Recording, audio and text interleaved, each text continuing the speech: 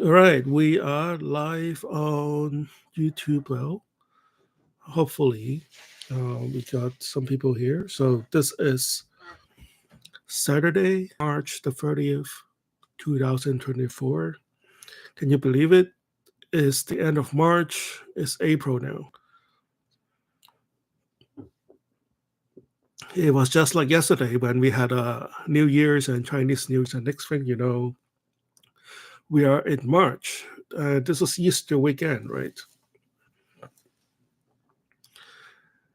So I'm just waiting for people to come in so I can like start the storytelling. Do we have anybody on Instagram? Not a lot of people on Instagram today. I guess like most people are on the Easter break, right? So if we don't get a lot of people here, we can keep this short. Although this is going to be very interesting. So this is recorded. So let's just get started. Um, so last week we talked about winning the $1 billion lottery, and somebody won it, so that's great. Congratulations to whomever that person is. And I believe the winning ticket was sold on New Jersey. It depends on. So if you're not in the U.S., if you're not living in the United States or not familiar with our lottery system, so depends on where you live. Some states requires you to use your real name to claim a lottery jackpot or any lottery wins that goes above a certain amount. For example, in Massachusetts, I think it was like $600 or something. Um, just so they would prove that lottery is not cheating, right?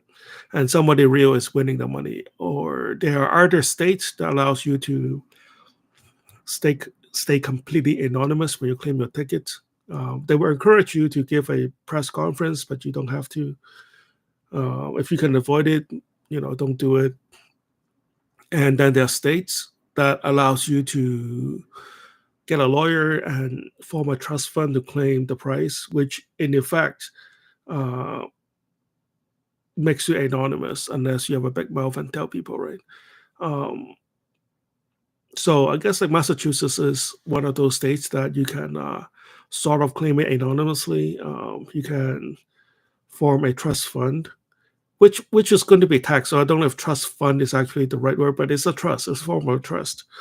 Um, Oh, hello, some people here on Instagram. Hello, Joshua Q76. How are you?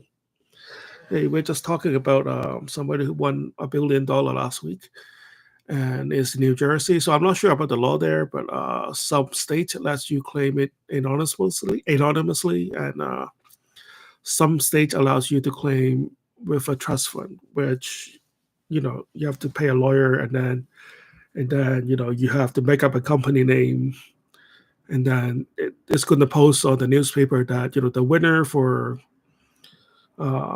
this week's lottery is 1 2 3 4 5 trust. And it's also sometimes like most people would just buy a ticket by themselves, but I have been to lottery pools, which means like a group of maybe 10 people would pool their money together to buy a a uh, large swath of tickets. In their mind, they believe that it's going to up their chances. So, like, if you have 100 tickets, then your chance of winning could be more than just one ticket, right? Even though it is still astronomically against you. But then, when you when you win as a group, then the trust fund is going to really help to split the money. So yeah, so the lottery craze is not over yet. So we have two national lotteries in the United States. The Mega Million was claimed by somebody on Tuesday, and it's back to a measly $40 million coming up, right? Um, but the Powerball, which draws on Monday, Wednesdays, and Saturday, which is tonight, is still going strong. Nobody won the last lottery draw, so it is now tonight winning is going to be at $900 million or somewhat. So it's a big number. Like I said last week, you don't actually take home the $1 billion in cash. You take home like So the cash prize is actually, if you want to claim the $900 million, it's going to be separated into a 30-year payment. Um, for some people, it's still good, but for most people just claim a cash price.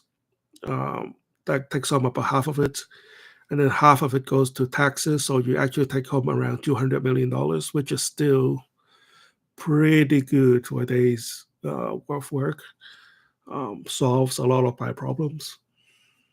Um, so yeah, so this is where we are at right now. I'm still waiting for people to come in. Anybody on YouTube, say hello. Um, so last week I shared a story about me dreaming of the six winning lottery number when I was a teenager. Um, I was so stupid I didn't buy the ticket because I was like 14 or 13 years old at the time, and I don't know any better. And I have an aunt who won four or five numbers in the Canadian lottery, and it was a big amount of money for her. And she told us that our late grandmother appears in her dreams and gave her the winning numbers. So it is all possible that there's some connections there where you can see the winning lottery number in the dream state. Somebody join us on IG. Hello, Shopsware. How are you, my friend? We're just getting started. We're waiting for people to come in. So, to in full disclosure, I haven't won the lottery yet, but let me share with you another story of how the spirits can intervene to change our whole financial outlook, right? So this is back many years ago when I was just starting graduate school. It was I think 08, 07 ish. Um, I have, for those of you who knew me well, you know that I've been running another business. Um, you know, just like any businesses, um, at the time it was stagnant. I wasn't losing money, but I wasn't making a lot of money. And the whole financial crisis is looming.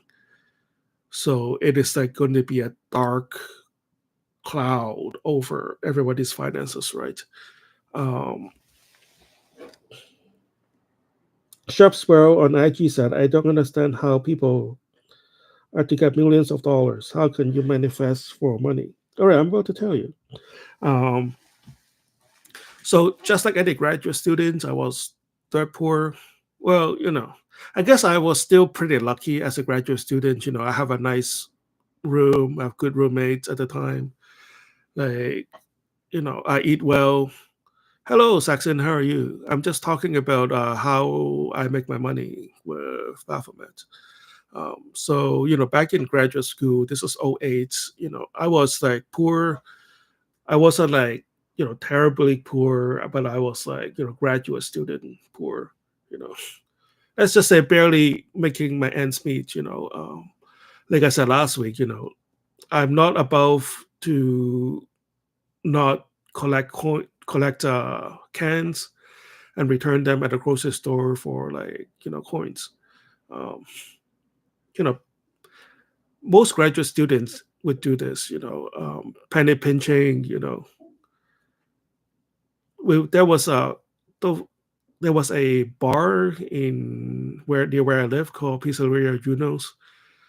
I think they are kind of like on the decline now, but like at the time they were huge. They have like a franchise everywhere, and every night after 10 o'clock, they have this thing called happy hour, and beer was like $1.50, and then you got like plates of like stacks, like chicken wings for like $2, and me and my roommates would like eat nothing for the whole day, and then wait until like 10 p.m. to go to the bar and just eat whatever appetizers they have for that day, right? So that kind of graduate student tour.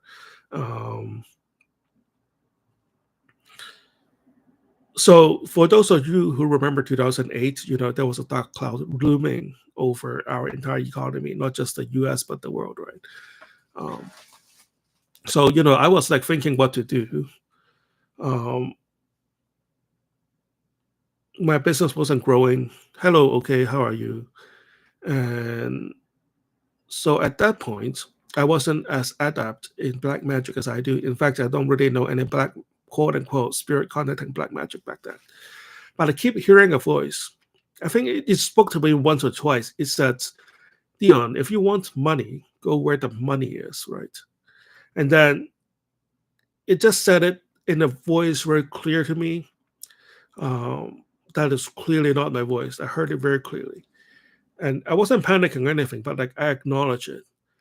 And then soon after, throughout those days, that week or so, back then were still watching televisions. And for those of you who remember the glory days of televisions, we have this thing called infomercials at late night, like in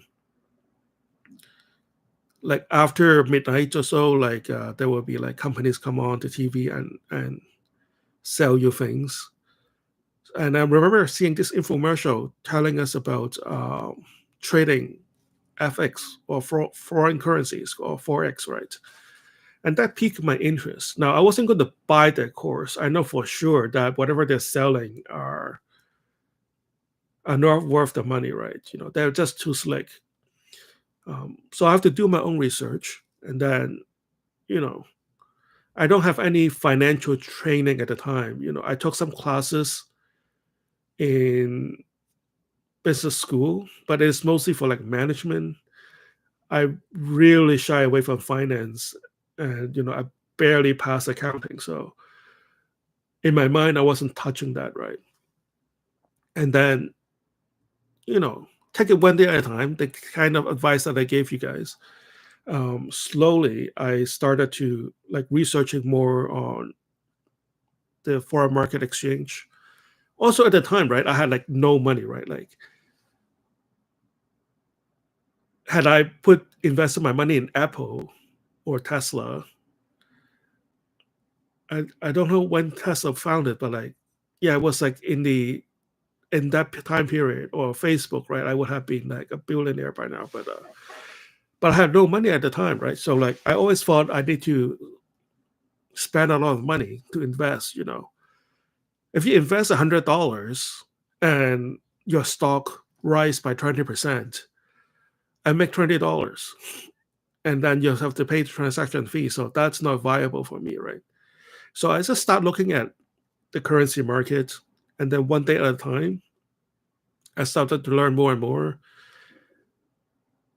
And then throughout the time, I just keep getting good information, right? Like the right article would always show up at the right time. I got my practice account, and then I start working on it. And the right analyst would always come on at the right time. And I remember at the time I was like watching this YouTube channel. It's not even YouTube, it was Blip TV, right? And there was this really smart analyst, and I think the brokerage paid him to talk. And guess how many views he got every day? 20. 20 views a day. And I was one of them. And how many of those 20 views actually finished watching the whole videos, right? So, but like he was on point. Like he wasn't like hard selling you anything, but he was just talking you through what happened in the currency market that day. So I was learning from him. Bruce Lee once said, um, when you're ready, your teacher will come. And then have like a simulator account, a mock trading account. Um, so those of you who don't know, who haven't tried FX trading, the allure is not just the currency, but it's the leverage you can put on your positions. So you can actually borrow like crazy amount of money to leverage your trade. So if the currency pair just move just a little bit, you make a few $100. So yeah, so that's pretty good. I mean, just not leaving your room, and then you just make a few $100 a trade. I take that, right? Like I take that even now. Most people will be pretty happy if they make like $200-300 a day just by making a few clicks on the computer. But it's never that simple. And then at the beginning, I was losing a lot of money just like everybody else. I blow out a few accounts. Um, with those who don't know, So Shopsware, I'm just talking. I think you want to hear this too, right? You are thinking about getting into trading. So it wasn't easy in the beginning. I lost a lot of money. That's why I don't recommend this to a lot of people, because you will definitely lose a lot of money in the beginning. The best of us lost a lot of money in the beginning. We blow out a lot of accounts. It's called margin call. You never heard of that term. Um, and then I start getting good. And I think it was about 2 or 3 years since I heard that voice that told me, you should go where the money is. Um, and then, long story short, right, in a few years, I was like trading $50 million a month. Now, I say $50 million, you're going to think that's a big money for a lot of people, but that is the minimum amount to keep my institutional account. So, institutional account means that you are trading in large volume. And by doing so, they will give you a much better treatment, a much better what we call a spread. A spread is the price between buying and selling, and this is how brokers make money. Like if you buy and sell at the same price, right? Nobody, like the middleman doesn't make money, but the broker is going to make money standing between the buyer and the seller. They take like a very fine cut, and if I can prove to them that I'm a baller, right? If I get like, it's kind of like a Vegas whale, right? Like if you're in Vegas and you are gambling all money, of course they're gonna give you like much better perks, right? Um, or in blackjack they could like up your bets, or double down on aces or whatnot, right? So similar things with currency trading. So if you are a baller, if you can prove to them you trade a lot, they can give you what they call a smaller spread. So you make more money with each trade, and more importantly, you can get out of a bad trade much quicker, or you can cash in on a good trade much sooner, right? Which is like life or death. So yeah, long story short, um, I went from not being able to afford a hot dog to moving millions and millions of dollars every minute. And I wasn't even in school for finance. I was in school for health science. Um, and so I'm not a billionaire yet. I'm not even a millionaire yet, in cash. But when words got out, because when you are a good trader, people would know, and you have trading records to prove, right? Um, you can't really lie as a trader. I mean, you can like any other profession. You can. Hello, Achibukaka. How are you? Welcome. We're just talking about my early days as a trader. Um, so as a trader, you can really hide your record. Any other job, you can kind of like fake it till you make it, right? Hello, okay, I'm doing well, thank you. Um, if you are like I don't know, anything. Like if you're like a businessman, you can go to any board of trade meeting, and then you can like, or chamber of commerce meeting, and then you can like talk a big game, right? Just like any other profession. Or if you're like a boxer or like an athlete, you can tell, oh yeah, back in the days, I fought Mike Tyson, or I was in the Olympics or whatever. You can like fake it until you make it, but like not in trading. Your record says who you are, and every trade is documented. So I'm just going back to the perks of living the life of somebody who I was living the life who is who was making a lot more money than he was at the time, right? Um, so like I have a lot of friends who are also in the hedge fund, and then they saw my record, and I was offered jobs, but I didn't want to take a job. So like they would come to my town, and then they would like take me out to lunch. I got like a lot of really rich people. Well, yeah, rich. I can say rich people that would take me on the yards, and I've been to like some of the finest places money can afford, and I don't have to pay for it. Um, I've been on paid for vacations. People just want to pick my brains, and you know. So my point from last week was like, sure, you want to ask for a lot of money, but more importantly is you want to ask for um, the end point, right?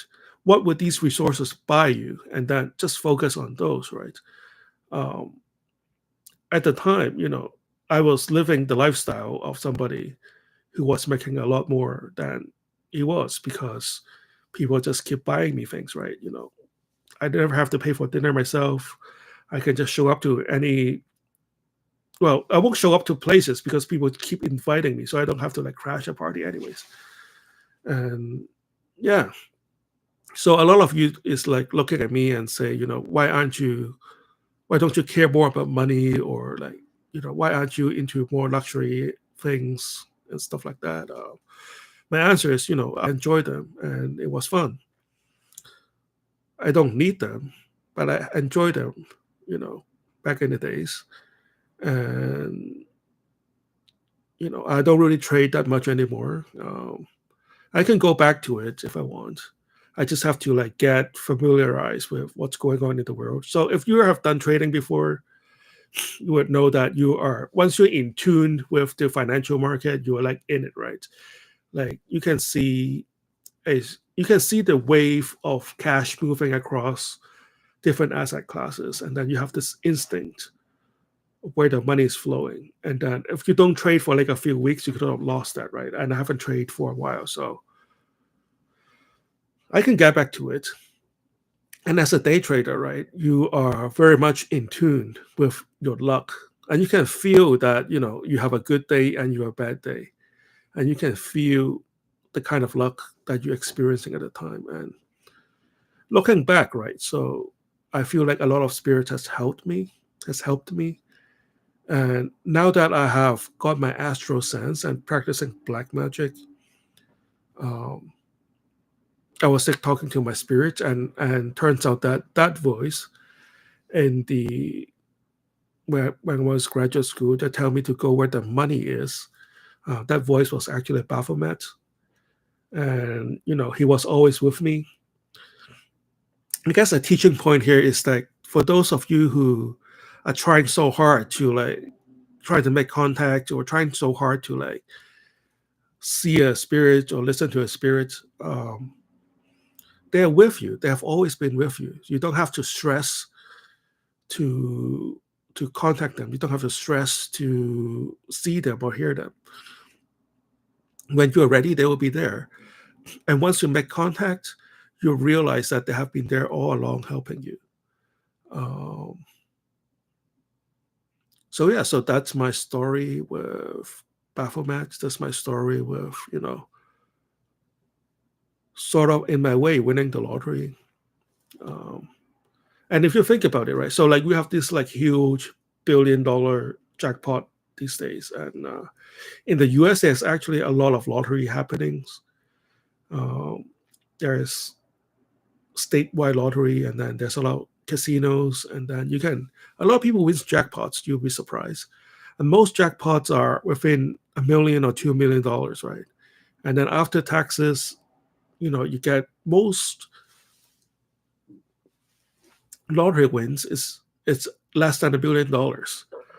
And if you do well in your job, you will see the opportunity to make that much within a year or two anyway. So it is possible that you are already on path to receiving the kind of windfall a lottery win would get you, um, and it's so much better if you work for your money than just a big ball of money dropping in your lap. um, so any questions so far? So this is like my first draft. Hello, Lucky Whisper. Oh, how are you? Shops World said on IG, said that's awesome. I'm waiting for that day. That's awesome. I always know Azazel has been with me. I'm grateful. Yes.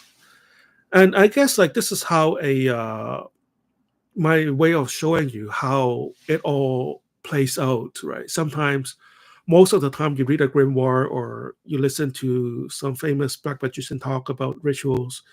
They just talk about the rituals, they tell you how many candles they burn, the incantations, and then that was it.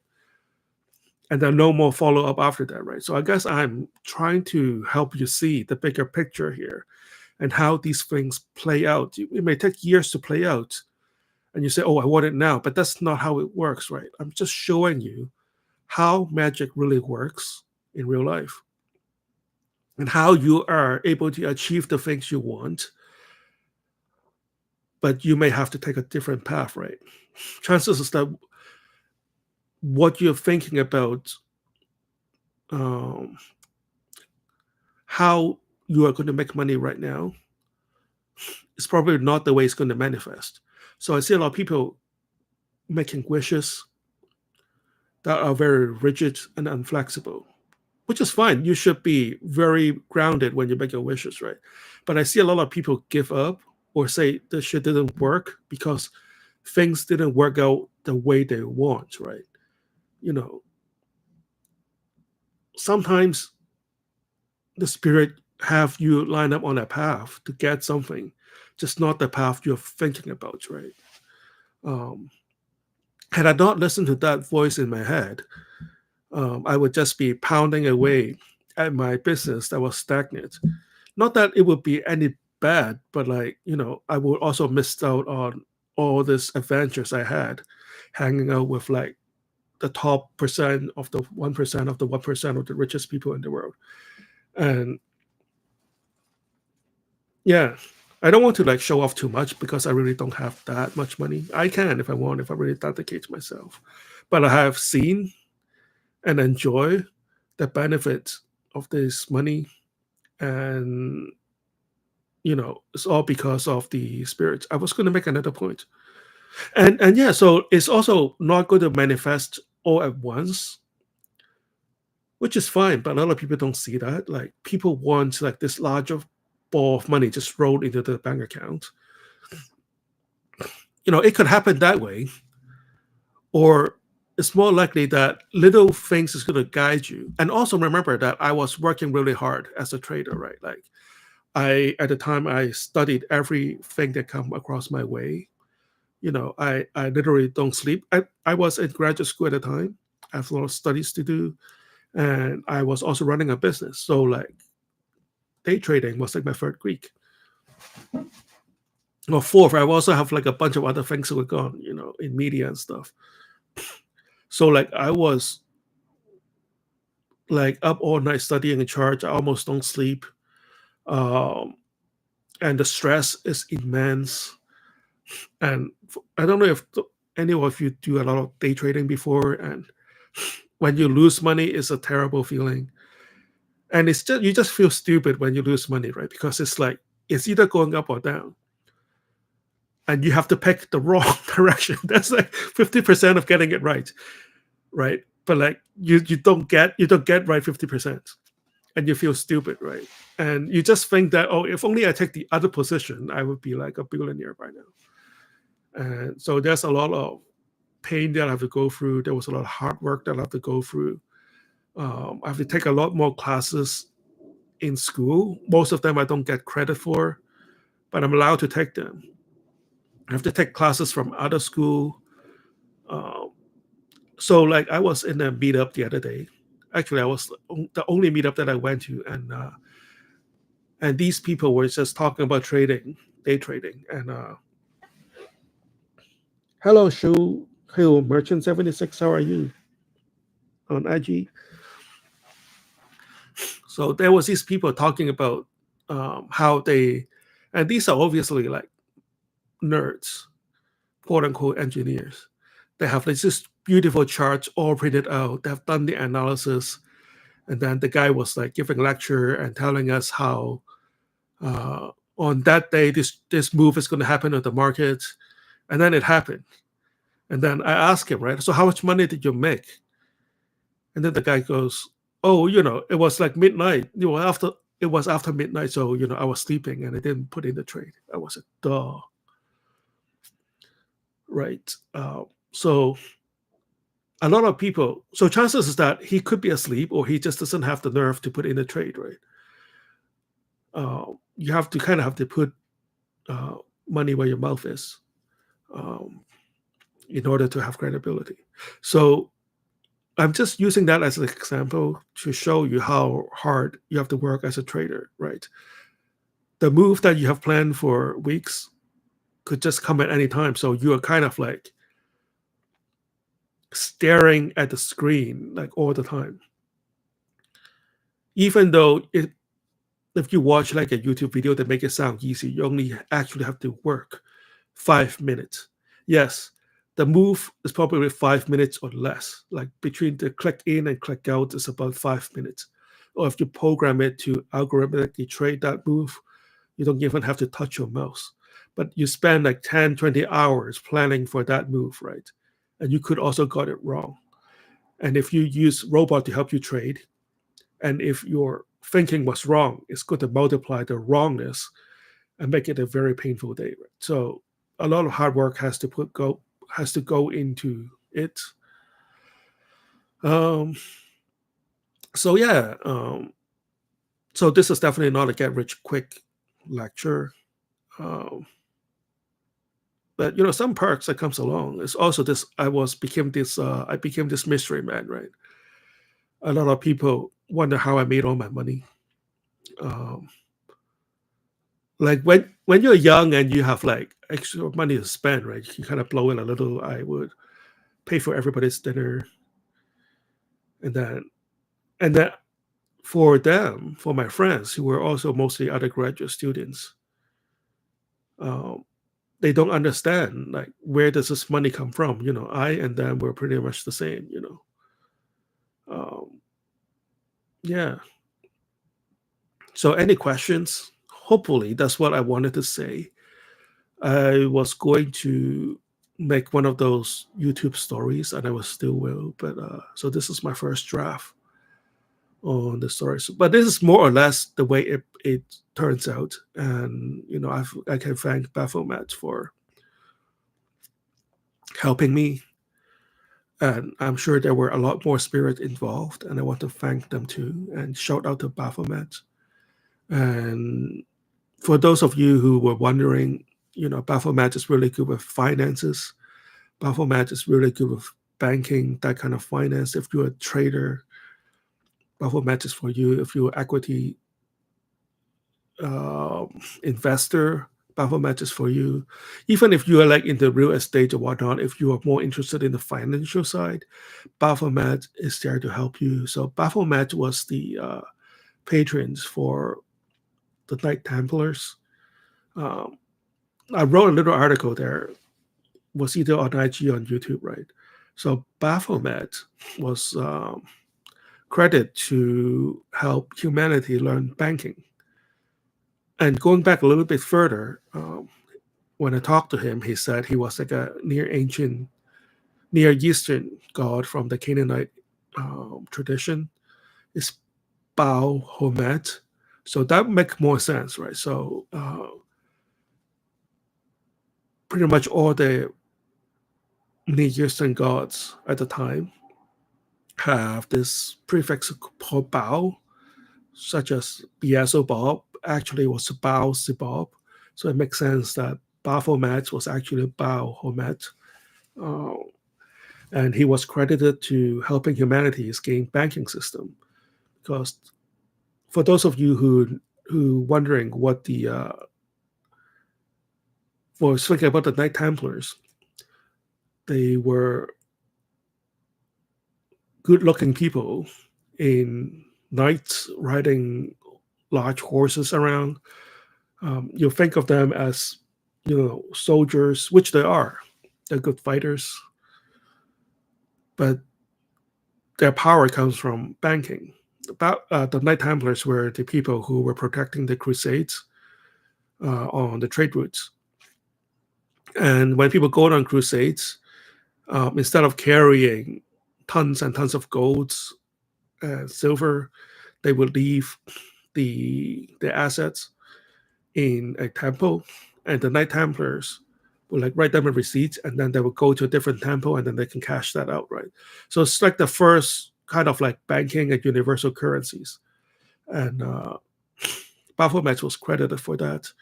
And from what I've been told, is that Baphomet these days is the patron for Switzerland, uh, which is also where the last of the Knight Templars are. Um, so, any questions so far? Okay, I see some comments. So, Shopswell said thank you. Yeah, I don't want to out you too much, but I know you wanted to learn about trading and things like that. So that's my story. I'm sure your story could be different, but just keep working it. Um, a lot of studies, a lot of hard work, a lot of heartbreak. You could lose a lot of money. Stay with it. Um, you don't actually lose money in my calculation. In my point of view, is you're paying for tuition, right? I mean, I've taken finance classes in some of the most prestigious universities. And so back in the college that I went to, you have 3 weeks to test drive a class. And oh, this guy, okay, to be fair, he is like an adjunct faculty. So he's not actually a real professor. Well, he was a real professor, but he's not like a tenured professor of that school. I don't think he was actually adjunct. He was just like a part-time lecturer, or like somebody from the industry who's like, or somebody like random guy who somehow talked himself into lecturing, right?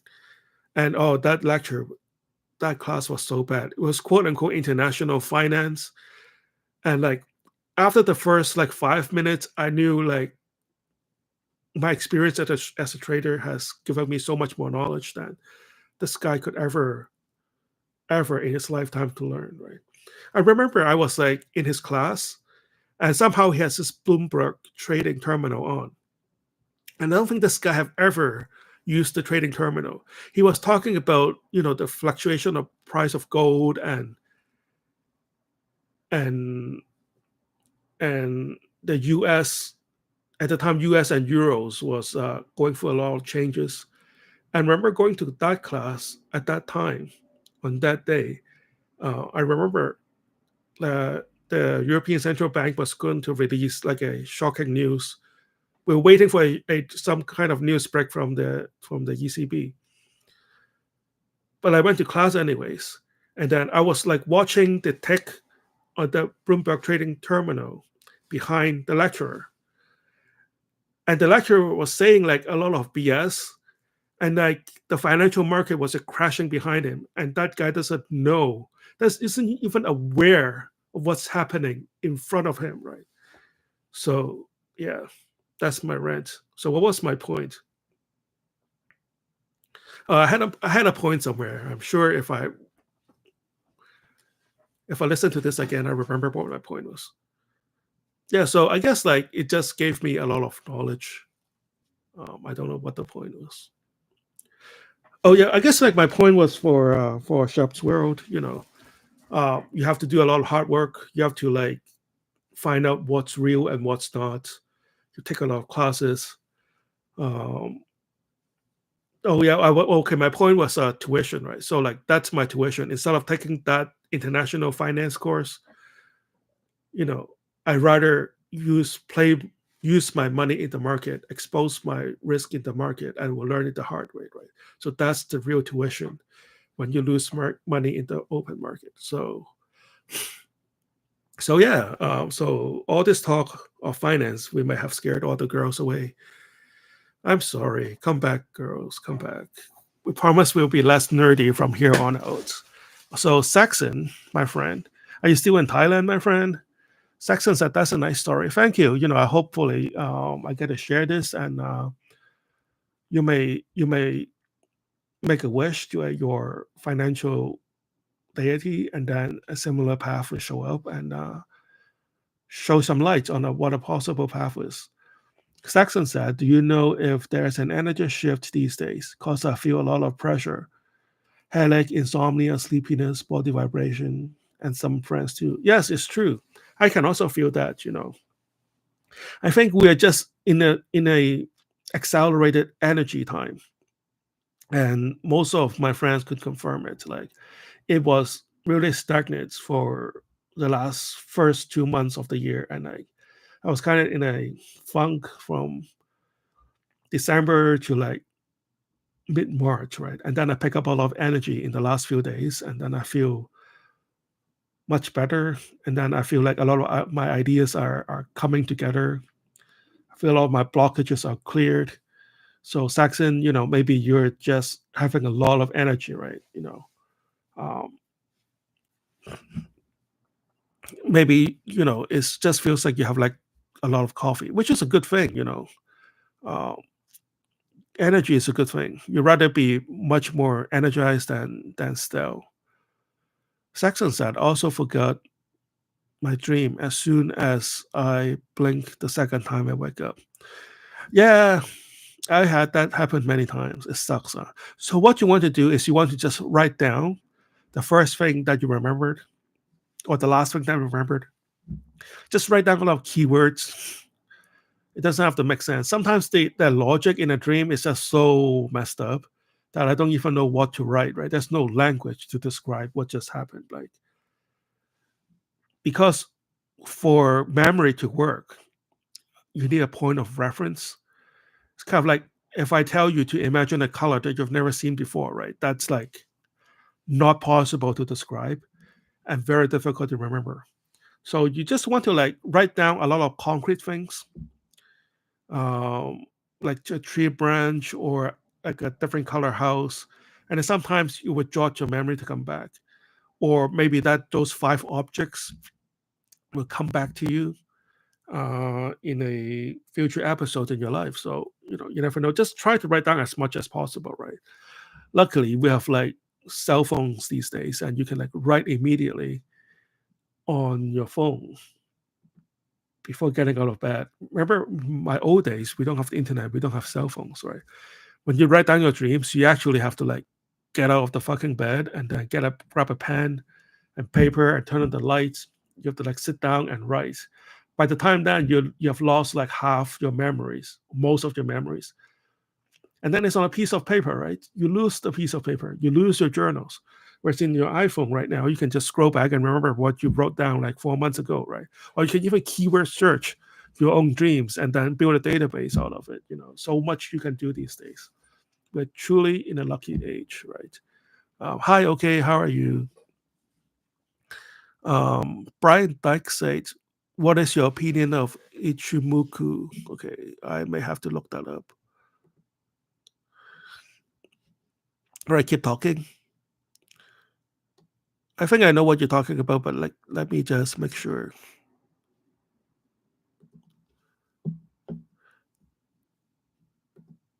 You mean like the trading spike Ichimoku? Oh, okay, I thought you meant like a Ichimoku. By that you mean the candlestick, right? Yeah. What about the Ichimoku? Oh, the Ichimoku crowd. Okay, yeah, I remember that. I mean, after a while, I thought you mean like a Japanese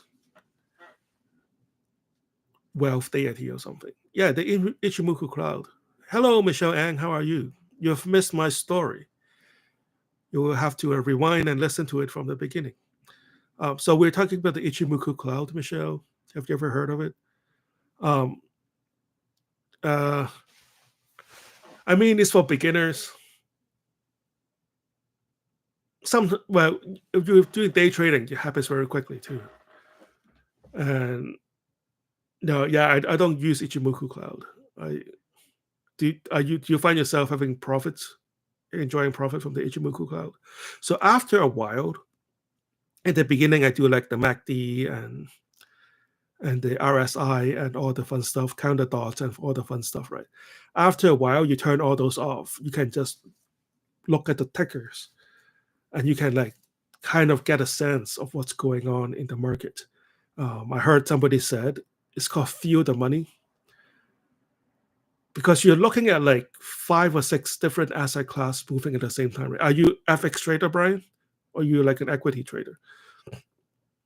So no one asset class move by itself, right? Some days one set of assets move ahead of another, right? And and you can tell if like there's a spike in equity or there's a spike somewhere in the currency market. That means somebody is buying a lot of stock or selling a lot of stock at the moment, or something happened in the commodities world, and like this wave of it's like you can actually feel a tidal wave of money moving across different asset class, and then you just want to catch it, right? um, and the way I trade mostly like interest rates. I trade like beginning and end of a session. So I'm not that sophisticated to use the Ichimoku cloud. Um, have you found success with Ichimoku cloud? I guess that's more like for macro trade, right? But with macro trade, you are looking at policy, not the charts. Yeah. So yeah. So do you have any occult experiences, Brian Dykes, along with your trading experience? Um, Saxon said, "I'm good. Okay, how are you? Going the right way with advices you had from your spirits?" Okay.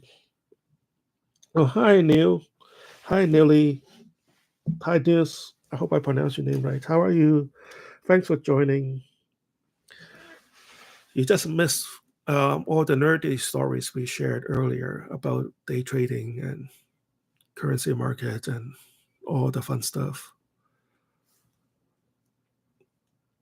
Oh, and also, I guess I can also make a point here is one of the blessings I received from the spirits is like I was able to see a lot of patterns really quickly. Um, I was surprised other people couldn't see it, but I saw it. Um, and when I meet other traders, they also were surprised that I could able to see it that quickly. So in retrospect, I think the spirits have been helping me, right? Opening blocks and helping me with all these little tricks. Sometimes you ask a spirit a question, right? And this is a note I want you to take if you are with me, right? Is spirits, when you ask spirit a question, they don't actually give you the exact answer. They'll give you a method for you to derive the answer, right? This is why like black magic is not for everybody. So there's a lot of mind, very cerebral, very mind game going on, right? For example, if I ask Baphomet, should I trade up or down this spike, or should I trade into the spike, or should I short this, right? He's not going to tell me. No spirit is going to tell me, right? Well, maybe he would tell you if you, I don't know your relationship is, right? But like they won't tell me, but they will tell you. They'll give me a set of logic for me to figure out, right? Instead of telling me, yes, the yen is going to gain strength in the next month, they will like start filling my head up with like logic, you know, where should I look for this information? What are their policy like? What have they been like? What is the interest policy in the U.S. federal bank heading and things like that? They will help me figure this out rather than giving me the direct answer, right? So for some of you who are doing divination for like this exact answer to tell me should I buy this stock or not this stock, this may not be the answer that you're looking for, but they will try to help you become a better trader and to try to help you solve these problems with logic and knowledge and wisdom, right? So this is how you align yourself with the energy, or you know, Michelle, this is how you get attuned with the energy of wealth. You see that? You like that? Um, so, any questions about money and trading and winning the lottery tonight at 900 something $1 million?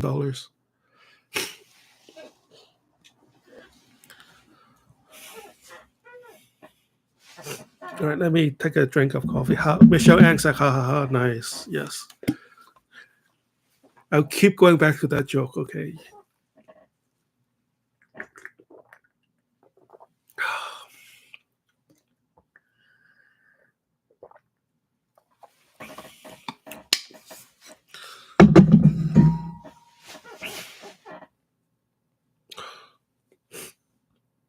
Yeah.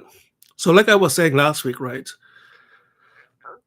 So, there are many divination things you can do with winning the lottery. You can you can try to use divination to come up with a number. You can use Ouija board to find out the numbers. So that's all good. You should still practice that. You can use, telekinesis to move the numbers that you played. That's all good. But I was also saying last week about how you want to focus on what you actually want to experience or buy with your money, because money itself, I hate to say this, but money itself is useless, right? Money needs to be converted into other things in order for you to enjoy it.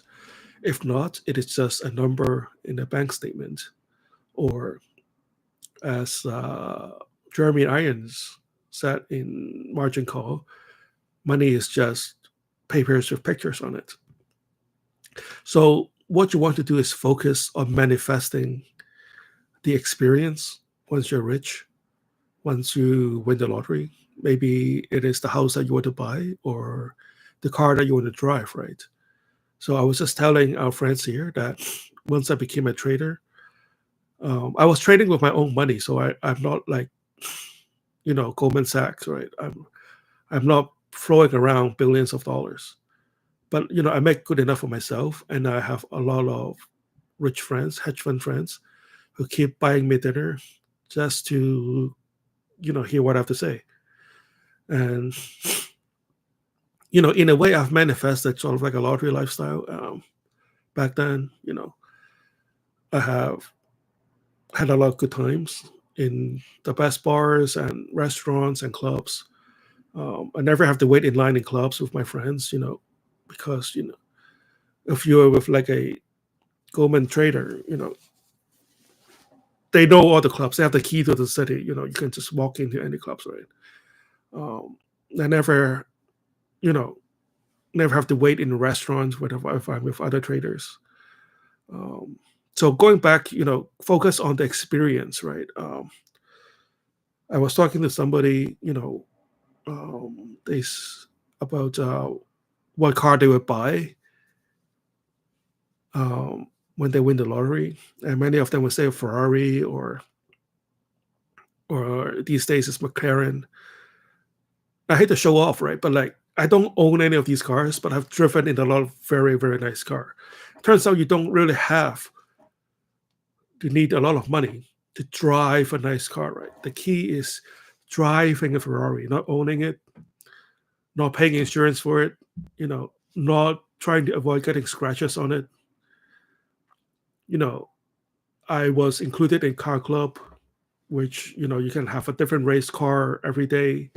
Um, I have My friends have treated me to like rentals of very nice cars. Who have driven in the Nevada desert in like at the time it was like the best Porsche around. Um, Shops where you can tell me there was like a stretch of Nevada highway that has like either no speed limit or like very liberal speed limit, right? So we have driven on that with like a Porsche, and then later he got like a Ferrari, and then it was fun. Do I want to keep a Ferrari in my garage? Probably not, right?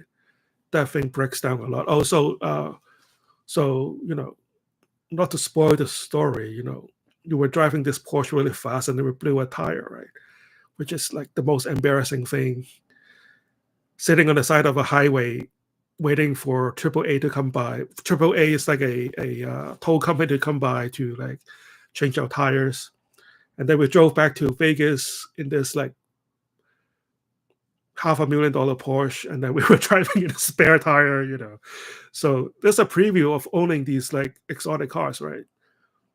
You're not the places you'll be driving to the most is the garage, which your car will need constant attention and fixing. So, like, do I want to own a Ferrari? Probably not.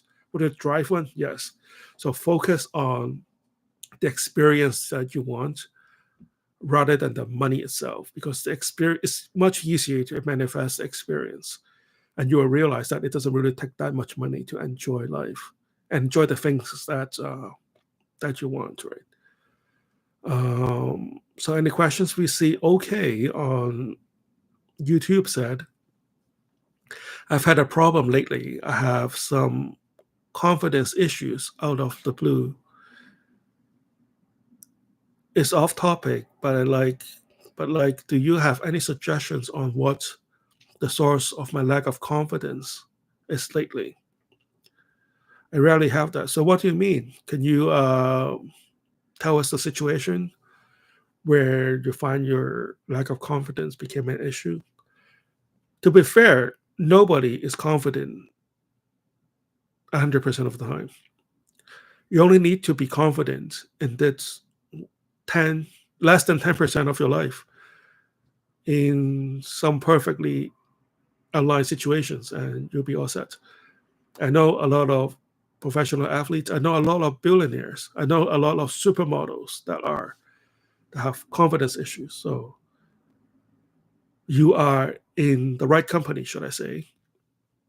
And not having crazy confidence is actually good for you, because you want to stay humble most of the time, so you can learn, right? Saxon said, "Oh, great! Yeah, issues always pop up. Hope you'll figure it out well." Saxon also said, "You cannot think of anything that made you have a low confidence, like what triggered it." OK said, "Usually controlling people is like I'm trapped to express myself."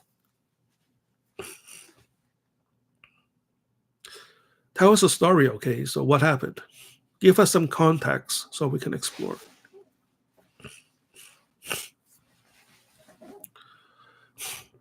It could be, OK, that you have overextended yourself last few weeks, working to be aggressive. It's called, if you have studied Jung, it's called a shadow force, which is always trying to pull you back from going to one extreme to another. That is the correct use of the word shadow force.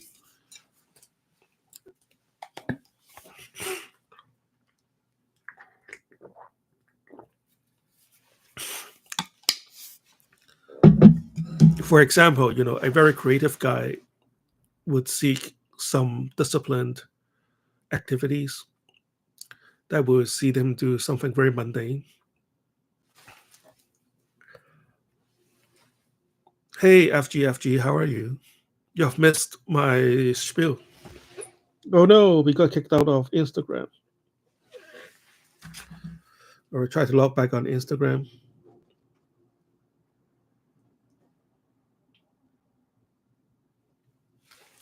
All right, come on. Okay, guys, keep typing. And let me try to get back on Instagram. Let me just fondle this phone here.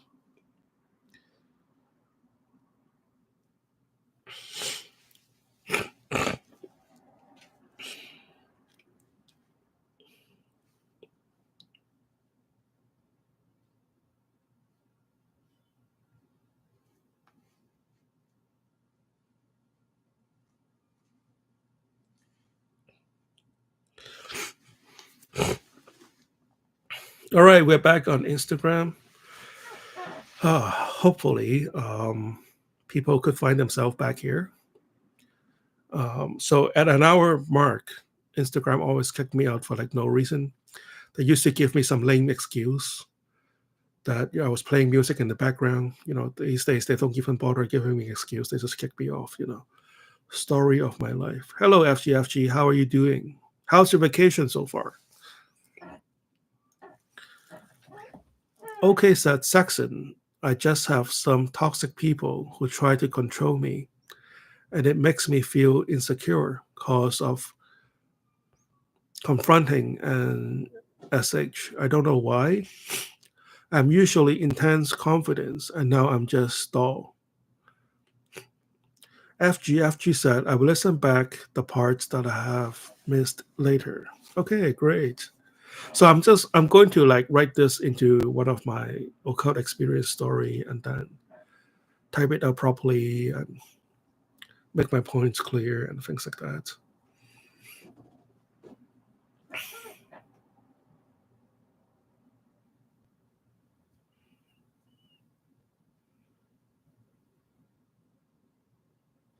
So, okay, what happened when? What do you mean by controlling people?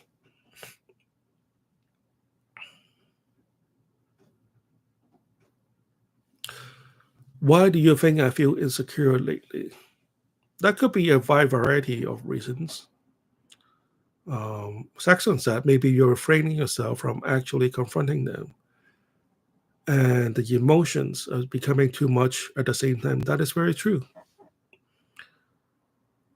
Or maybe you could be out of practice. Sometimes you just couldn't find the word to confront people. Sometimes in the back of your mind, you're just feeling like it's not worth it for to deal with some toxic people because the more you try to argue with them, the more they're going to drag you down, right? So maybe you have made unconsciously a strategic decision to not confront them. But I do not feel okay that you are feeling extremely insecure.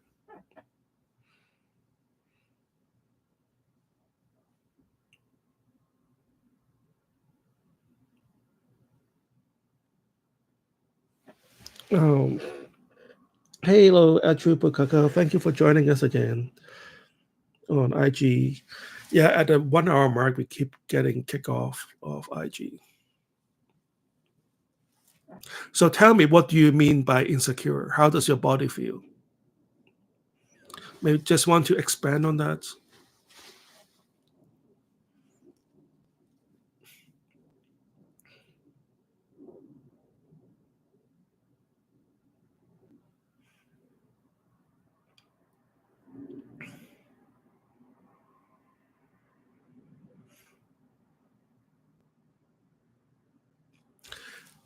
Now, I don't know if you're typing, but I want you to tell me, if you're able to, how would you like to feel when you're in a similar situation in the future?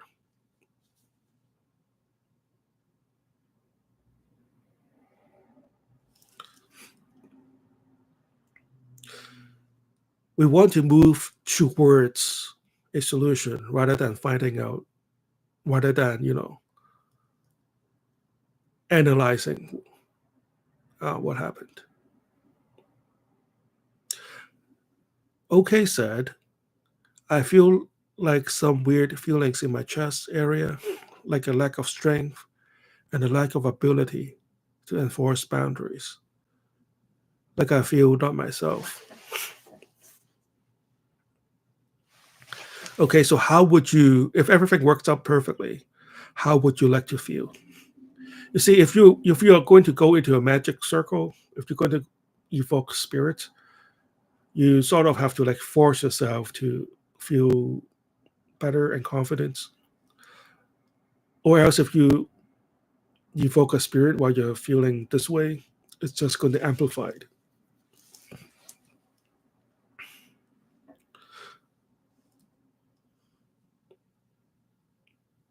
How would you describe how you feel when you're feeling yourself, quote unquote?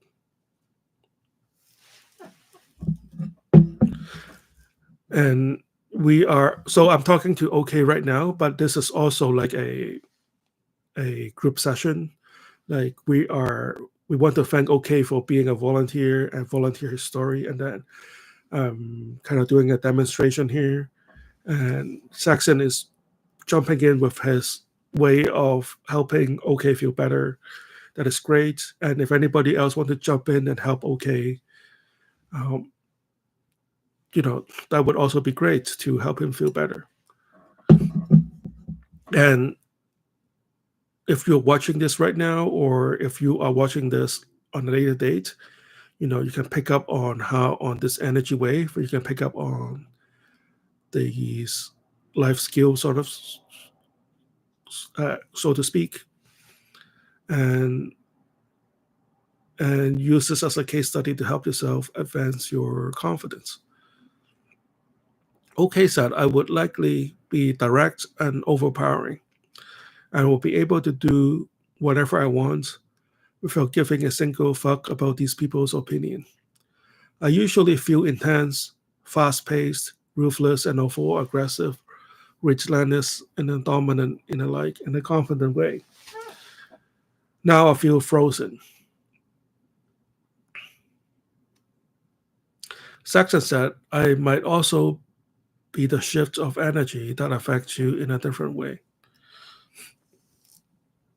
Okay, so Mr. OK, I would like you to just take a moment and just see the perfect you, or the OK, Mr. OK, uh, feeling like he's intense, fast-paced, and ruthless, right?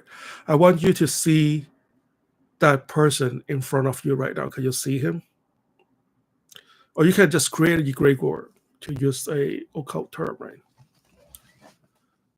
Push that energy of that confident you into a egregore form. Can you do that? Okay, said, I feel like there's something in my energy field that tries to restrain me from being myself. Do you really think so? It could be the spirit guide is just helping you to find yourself through this path.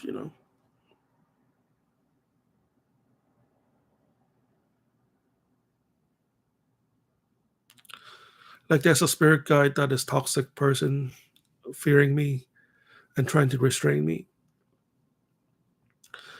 I think no, I think it is more like that you are just going through a cycle. Like I said before, in a Jungian term, is your shadow side trying to pull you back when you have experienced a lot of self-aggression before and fast-paced before.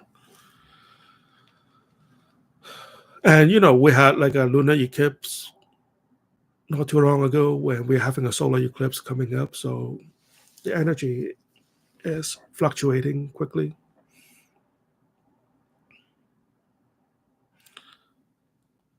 Trying to restrain me, like overwhelming that toxic person.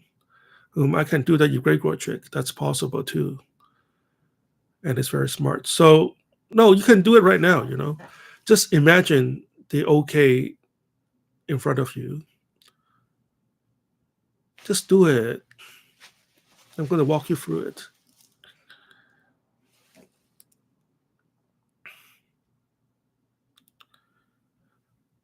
So maybe this egregore could be just dressed as you are right now. Or last week we talked about you being a shogun.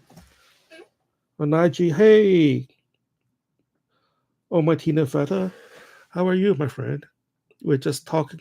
Okay. We're just helping a gentleman here on YouTube to find his confidence again. So last week we talked about you being a shogun, right? Just imagine yourself as that shogun. Maybe you dress differently, your hairstyle is different. Push that energy into that egregore, right? That is also basically you. And once you form this egregore, which is filled of your energy anyways, just walk into that spiritual energy that is your egregore, right?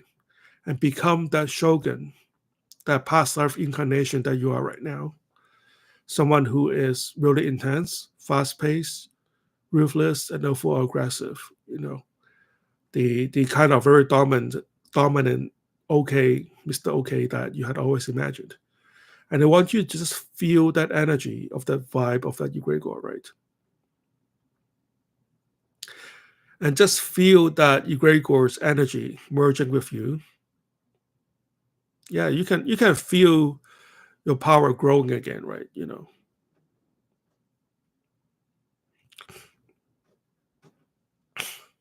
Of course, it is scary.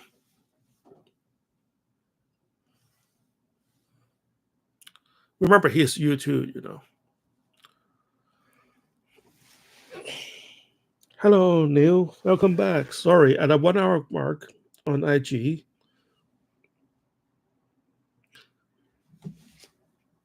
Instagram. Oh, come on, man. I'm trying to wave at my friend. All right. At a 1 hour mark, I keep getting kicked off Instagram. Um,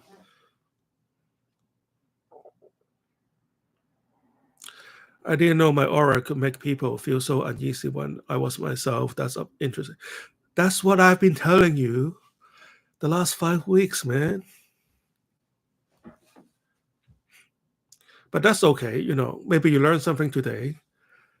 You can feel that energy again. And the next time you feel that you're bullied, you can just evoke that samurai energy, which is part of your past life and part of your Gregor. And also work on your communication skills, right? Sometimes we just don't have the right word to say to a certain situation, right? So just work on that. You're doing okay. Okay, excuse the pun.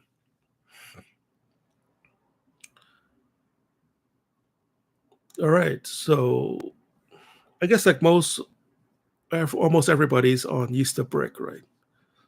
I was going to release a big video on my other channel, and then I realized, oh, it's Easter. Nobody's going to watch it, so I'm just going to wait. Okay, Seth, I feel empowered again. That's great. See, just keep riding this energy. Okay, okay. That's all you have to do. Ride this energy. Feel good. Use this energy to create.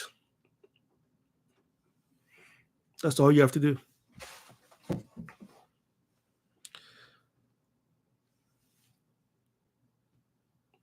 Who's better, me or Dr. Phil? Huh?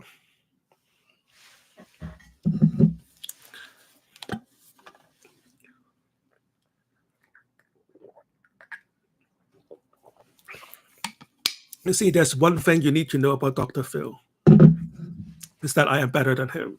All right, so that's the teaching point for today. So, anybody else have anything to share about making money or day trading?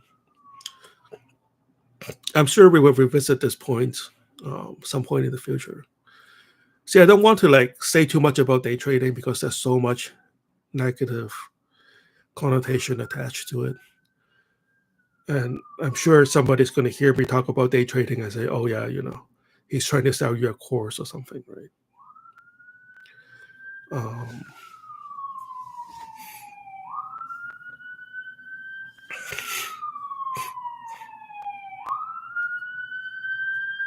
can you guys hear the siren in the background? Hello, Nils on Instagram said, I need some good vibes. Okay, my friend, we are all sending you good vibes right now, all the way in Europe. So yeah, so we have a good group here. We have a lot of Americans here. As usual, we have a contingent from Singapore and Hong Kong, like usual. Very happy to hear you guys here. And we have a friend from Europe. We have a friend from Vegas not too long ago. I hope he's still here. Are you still here? Sharp's World. Okay, where are you from, may I ask? Yes, you can hear the siren. Yes. This is Boston. So sometimes we get this crazy sirens going on. Like our fire station is not too far from here. So I think that was a police siren, but we have a police station about half a click away. So sometimes I hear them. Oh, you're in Germany. Oh, wow. I would think you were from you're Americans, but you're from Germany. All right, that's great. So what time is it in Germany? It must be pretty early in the day. Huh? Actually, no, you guys are. Is it later than we are?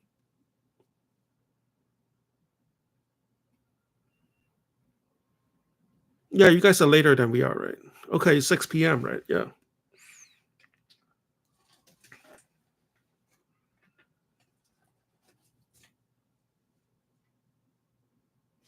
Oh, that's great.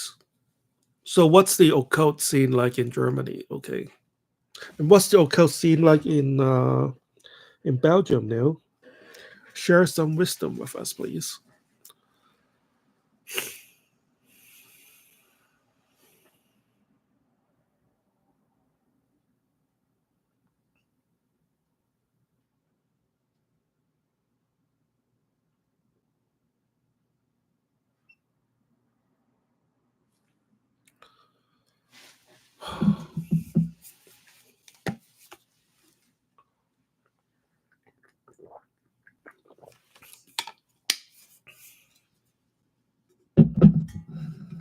Okay, so lots of unjustified shit is going on.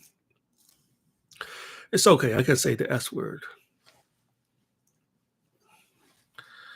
This is not nearly monetized yet. So if we hear a YouTuber trying to avoid a swear word, that means they don't want to get a yellow flag for their monetization. But that doesn't quite apply to me. Okay, so lots of just unjustified shit going on, right? No, I did not see that message. Sorry. It is not showing up on my end. Maybe you can write it again or copy and paste it.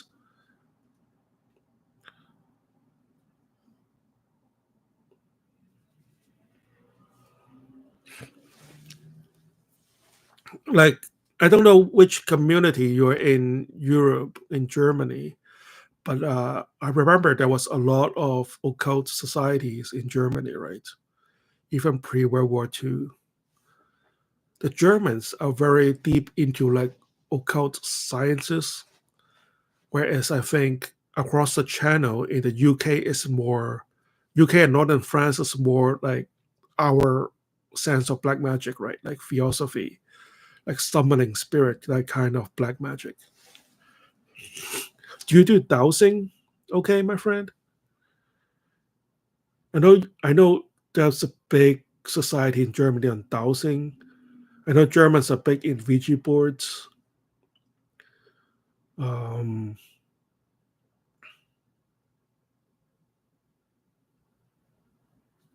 Numerology, like a lot of mathematics based occult sciences from Germany. Okay, so no, the message did not show. I did not see the message on occult in Europe.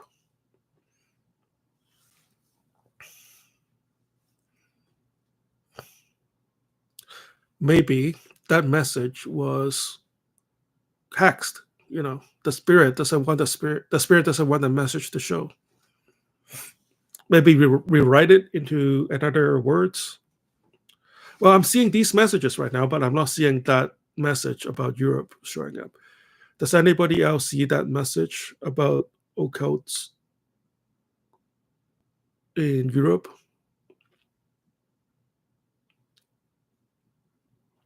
Occult is saying, I'm saying that witches are casting spells for the sake of their ego. Hey, that is a fact. That is a fact.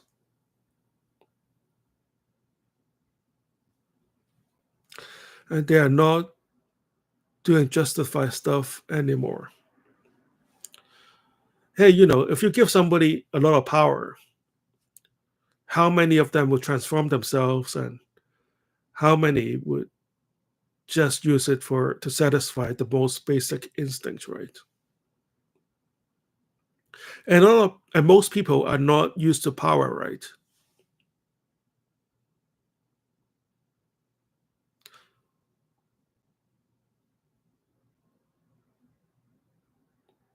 A lot of people who do occults, with all due respect, didn't have any power in their whole life, right?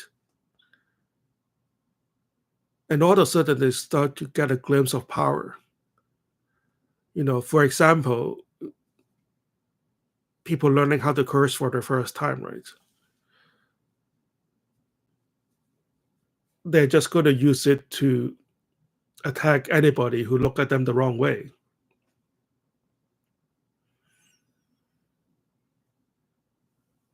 It takes a lot of maturity and a lot of self power to control this occult power.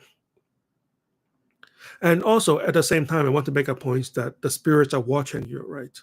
They give you some power, they give you some money, they give you some, ability to attract the right women or boys, depends on, your orientation.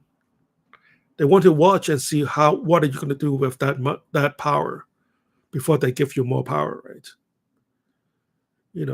If you are like a young lady and then the spirit gives you the power to be very attractive to some man, and then this young lady go out and abuse her attraction and really hurt some guy's feelings, the spirit see through you, and then the spirit tested you, and then they know what power to give you and what power to take away from you, right? The spirits are always watching. So, I mean, they expect you to just to indulge in the power, right? That you're supposed to enjoy the power, right? When you make a lot of money, you're supposed to enjoy it, right? But when you overstretch your power to start being abusive, then the spirit will take notice, right? And it will become much harder to get more power from them, right? OK said they're not doing justified stuff. For me, the entire occult thing was natural to me. I never abused. That's good for you. That's good for you.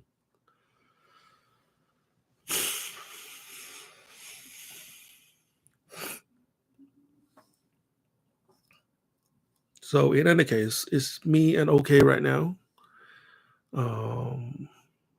So I guess it's a very quiet Saturday morning. Most people are on vacation, which is fine. So does anybody else have any other questions? So to recap, we've talked about the Baphomet story. We talked about, the story about getting where the action is. So I guess, like, long story short, right? For those people that have worked with me for a while now, I keep saying go where the action is. That is what I mean, right? If you want money, it's just what Baphomet said. If you want money, go where the money is, right? If you want a boyfriend or girlfriend, or if you want to be surrounded by, the opposite sex or whatnot, get some romance action. You have to go where the action is. If you are into, let's say, if you are into horses or whatnot, you have to go where the horses are. If you want to be a rider, or if you want to be a doctor, and your grades are not quite there yet, or you don't think you have enough money to go into medical school, you have to go where the action is. You have to go to meet a lot of doctors, go work at a hospital and volunteers. You have to go where the action is so the spirit can help you. Most people I found that who make wishes and complain about their wishes doesn't come true because they are not in the action, right? How is the spirit supposed to help you if you're not doing the groundwork, if you're not there, Or the proverbial thing is like, if you want to be a model, or if you want to be an actor or model or whatnot, and you're not in New York or you're in Los Angeles, it's going to be very hard for you. Or if you're not in a fashion center where they need models all the time, it's going to be very hard for you, Go where the action is. Most of the time, the spirit is going to guide you where the action is. You may not even know where the action is, right? But you have to be in action. When you have momentum, it's so much easier for spirit to intervene. Okay, so random questions, but still, yeah, feel free to ask. Saxon said, why do some witches do human sacrifice to demons when they're actually like fancy and natural offerings? I don't understand. Yeah, don't do it. I mean, we had a big controversy with human sacrifice in the American occult community, right? I don't want to get into names or whatnot, but we are all feeling the ripple effect of what happened. If you don't know what I'm talking about, go to just Google, human sacrifice on BBC in England. It didn't work, right? I guess, yeah. So just don't do it. We don't have to understand why they do it. Take an example, the Mayan Empire have been sacrificing humans for like 100 years. That didn't help the empire when the Spanish come, and then they could just, bad things happen to them, right? There was no evidence that shows life sacrificing on an altar actually yields you better results, especially humans. Like I had this conversation before about like animal sacrifice. I mean, that makes sense, right? If you're living in a farm and you sacrifice a chicken and you're going to eat it afterwards, right? Like that makes sense. Remember, like throughout human history, most of the human history were agrarian, like people were farmers. And it makes sense to sacrifice a lamb or sacrifice a pig or whatnot because you're having it for dinner anyways, right?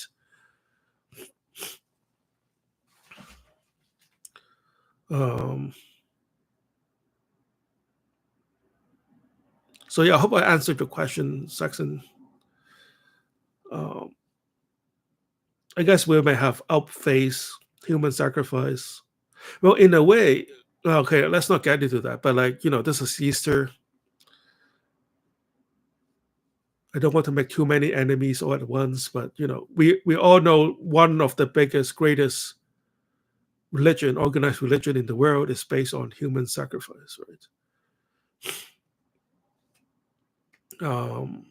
I find it weird the way they do so. So, okay, said, I have a weird question. What was the most evil person you met? That's my impression. Yeah, I don't know who could be the most evil, right? I have seen a lot of very manipulative people. Um,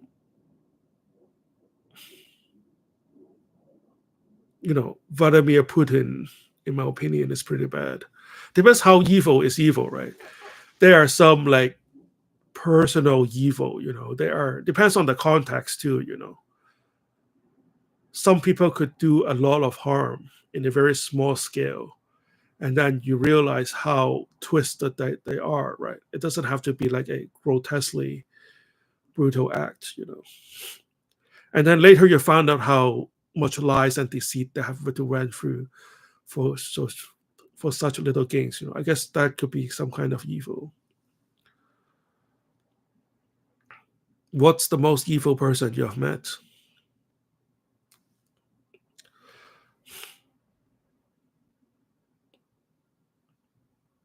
That's a good question. How's Vladimir's Putin's aura like energy? I don't know. I haven't met him. I can only see him from TV, right? As far as aura goes, his aura is pretty healthy so far. His aura is getting stronger too. I hate to say that.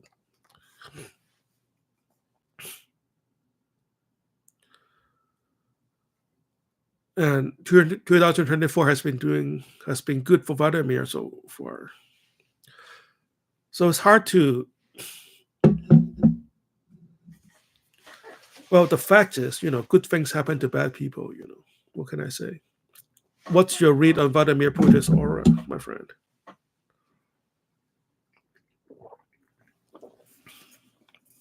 So I want to get off the line in about 5 minutes or so. What colors do you see from his aura? I see some kind of greenish aura. I think he had like a lot of black magicians behind Putin. I don't want to get too much off topic, but like there's this whole subculture of black magicians and witches fighting for, you know, their version of the world to manifest. And guys like Putin and dictators, they're not just themselves, they are being manipulated by the energy of a lot of black magicians fighting back and forth. There's a lot of black magicians in Ukraine trying to take down Putin.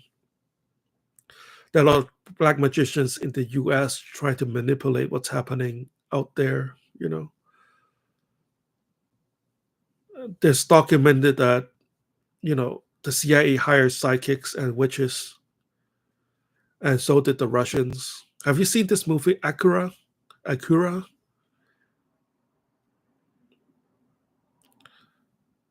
About, Japan having these psychically Akira. You haven't seen the movie Akira, Saxon? Oh, you have to watch it, man.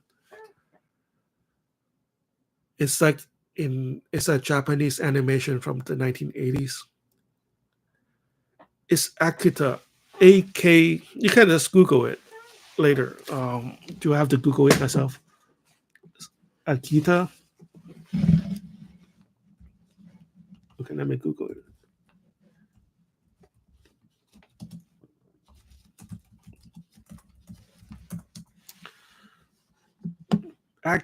Okay.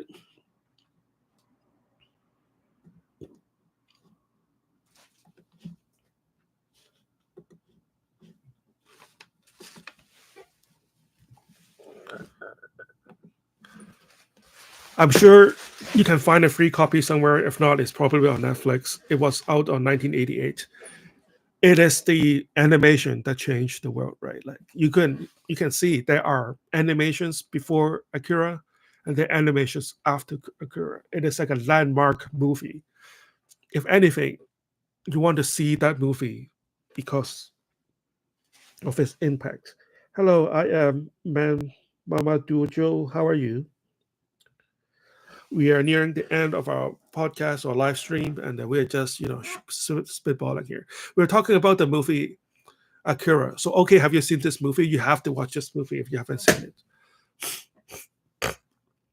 So, I was just talking about how part of that movie have the Japanese government kidnapped children that are exceptionally talented in their psychic gifts, and they're kept in the lab to do experiments. Um, so, I was just telling okay that Mr. Putin, there are a lot of black magicians behind his back pushing energy into him. And there are also a lot of black magicians in Ukraine trying to turn the tide of the massacre happening over there. And there are a lot of black magicians and witches in the US trying to influence the outcome somewhere in Russia, and their agenda is not always what it seems. The election is coming up in the US, and you can just tell all the black magicians are just like doing push-ups right now, just warming up for this big fight that is about to happen in the U.S.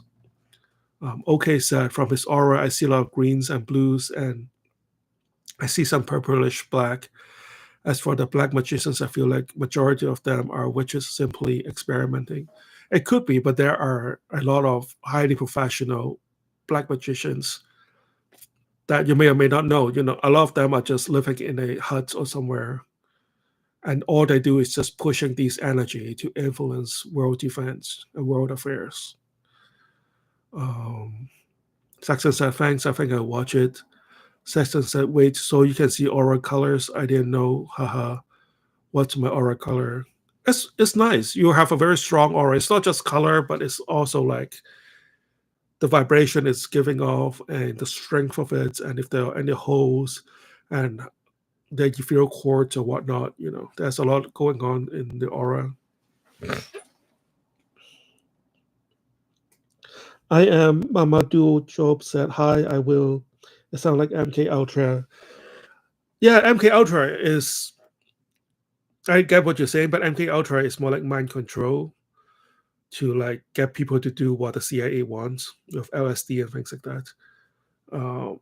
You know how MK Ultra got out, right? It's because CIA gave this guy too much LSD, and then he jumped off his balcony and killed himself. So that's kind of how MK Ultra got out. So my friend on IG, we are also live on YouTube. So if you see a discussion going on and you don't know if you don't see it on your screen right now, that's what we are doing. We are simultaneously live on IG and YouTube.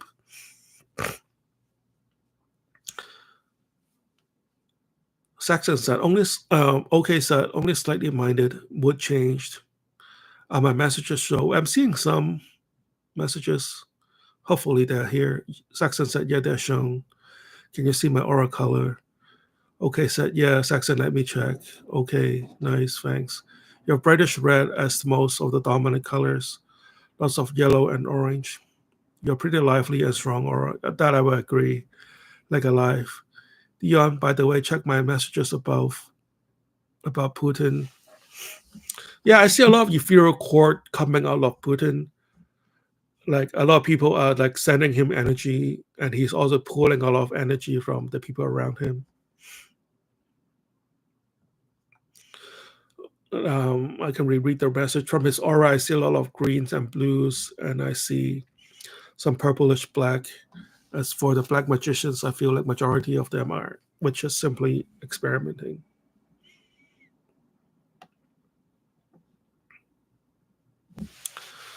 Saxon said, "Okay, thanks. I never knew."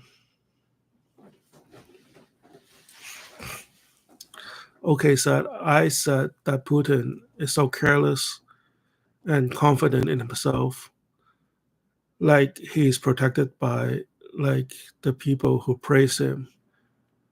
It's like they gave him power." Yes, it's true.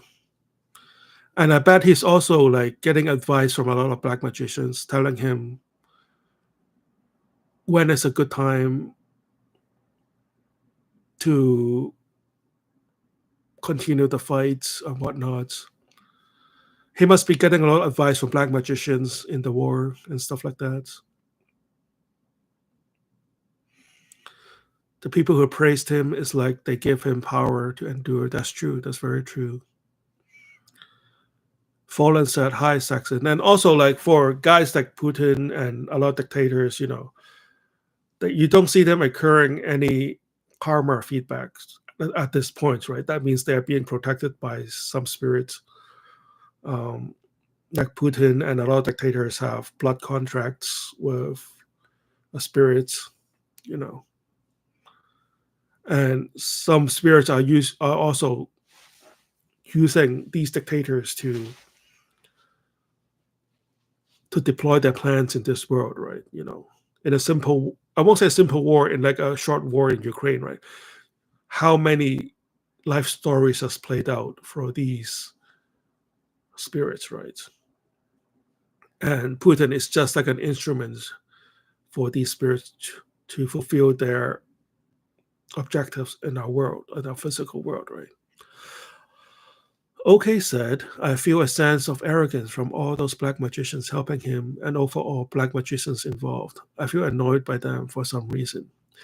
Hey, black magicians' role is more than just for themselves, right? Our role is also being the kingmaker, right?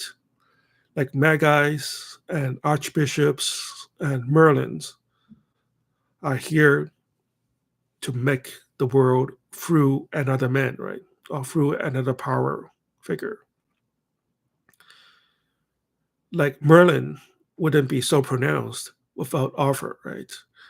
And all the Magi's in Persia, they get their way from manipulating the kings. I mean, I mean, like not just child witches playing with their power, but like professional black magicians are always behind the scene manipulating power, political power, or like brute forces, which you can be protected against karma. I thought it was something that had to happen like a balance. I mean, in a way, well, first of all, universe is not balanced. Universe is growing, right? All the math, all the mathematicians and astrophysicists would agree on that. And if you are with a powerful spirit, and if you're actually doing the bidding of the spirit, that in a way you're kind of protected against karma. Karma is just one force of many forces that is dictating your outcome, right? But eventually it will catch up to you. It's kind of guys like Gaddafi, right? Or Saddam. When they're doing the bidding of the spirit, they're kind of invulnerable, right? You can curse them all day long and nothing would happen to them, kind of like what's happening in Putin. The day of reckoning will come to Putin, right? And it's not going to be pretty. So what's the day of reckoning comes for Gaddafi or Milosevic, right? But for the moment, they're protected. That's what I'm saying. Saxon. Okay, so Saxon, nobody is protected against karma. It is a matter of time before Putin pay his karma. It's a ticking time bomb in my view. Feels like it.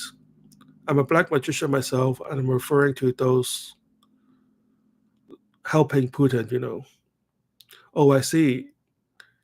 So it's like they are just pushed back for the moment when karma got hit. In a way, it's true. I mean, look at what happened to Stalin. Look at what happened to Hitler. But at one point, they were being protected, right? And then they all fell apart. But in a way, a lot of people have died a much more painful death than these dictators. So karma is not an exact science. But we all know that day of reckoning will come for Putin. We just don't know when. But at this moment, he's being protected.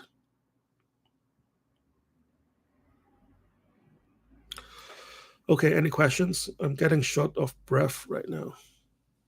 Okay, said I believe Putin's spirit guide wants to give him a last chance. Saxon said, but usually all these people just suddenly have a painful death, and I don't see death as a punishment. Hey, it's true. You also don't know these spirits, right? We want to see them as benevolent beings. But even the good ones are pretty nasty. Like angels killed, massacre people, right?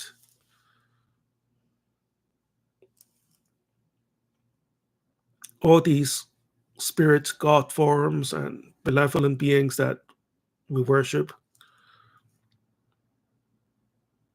they're not as benevolent as we would think. Okay said, I had a talk with Satan and Hitler's soul at the moment in hell, so that gives an example for punishment dictators get. Hitler had too much karma to be reborn as a physical being again. He is being purified in hell.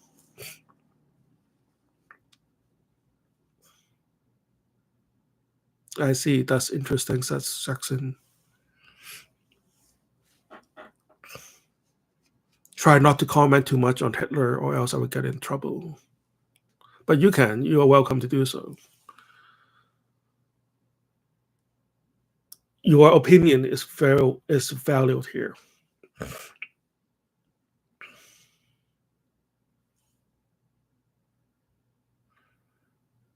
So basically, Satan told me, so he'll be free to go anywhere after that, says the Saxon. Fowler said, yeah, people think angels are all love and life, but they aren't. They just do what they are told to. Yeah, in a way, that's true. And remember, angels are ethereal things that we can't see and touch at this moment. But in biblical time, or even before biblical time, angels are physical beings you can touch and they can talk to you in physical form. And they participate in battles alongside cheeks by jaw with other humans, soldiers, and warriors.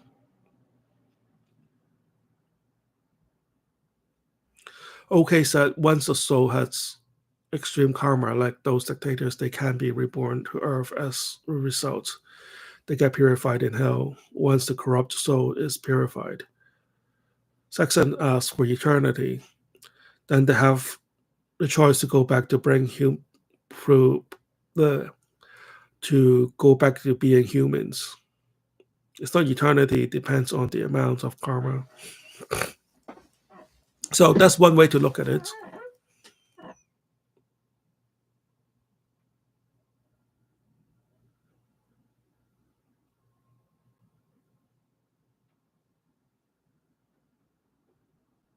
Saxon said, I see.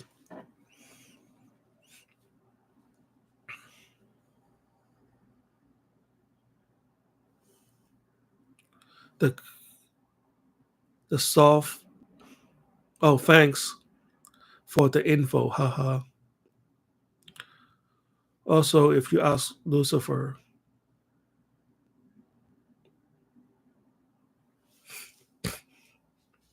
hopefully none of us will be put into a situation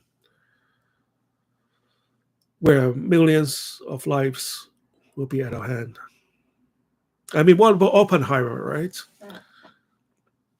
What about Curtis LeMay? What about the US generals that decided to drop the atom bomb in Japan, right? Or what about like Curtis LeMay, who decided to firebomb Tokyo, He killed like 250,000 people in like the span of 2 nights. What about them?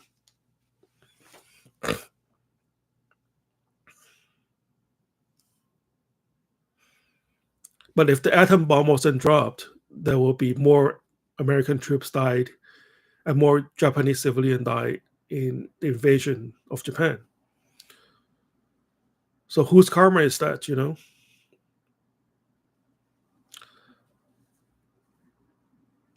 He'll tell you about the entire soul exchange, and that involves corrupt souls being in hell, etc. You should ask him, Dion, at some point. Yeah, I have some conversation with him. Um, it would involve counterpoints you may not like to hear. Fallon said Henry Kissinger is definitely in hell. Or what makes you say that?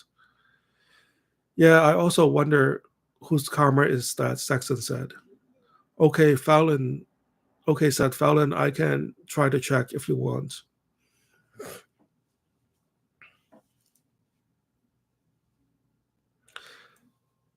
Well, the way Satan said to me is like, as long as I am doing what the spirit asked me. I am pretty much on the path that the spirit wants me to walk on, then I'm safe from karma.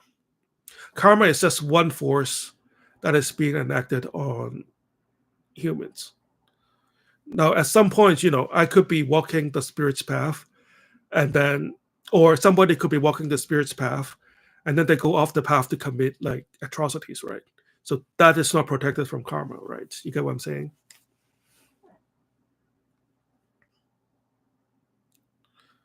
Like the Nazis were doing a lot of extracurricular activity rather than war fighting. That's what got back to them.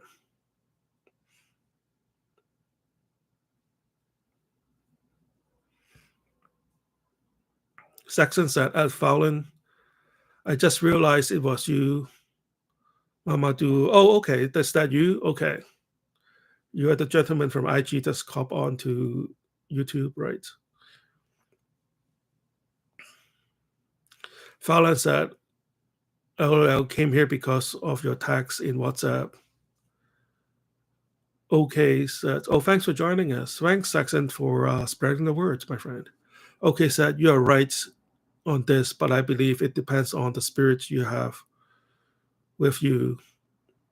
Fallon said, okay, please do. I talk to Satan a lot, and Satan sent me on task a lot. So far, I haven't done anything um, that keep me up at night. So far, things Satan asked me to do have been good things. I'm not sure. I don't know if I will be tested in the future, or maybe Satan would just not send me to do things that he knew I wouldn't do. But that's what Satan said to me, or so with the other spirits too. Joan of Arc, we call her saints, right? But like one person's saint is another person's demon. What about all the people that got killed by her? What then? Just because God asks you to do something, it doesn't mean that it's not murderous.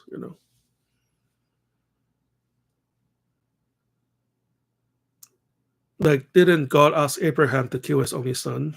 You know, what was he supposed to do? Okay, so I have seen people who are surrounded by some spirits. So other entities don't have karma.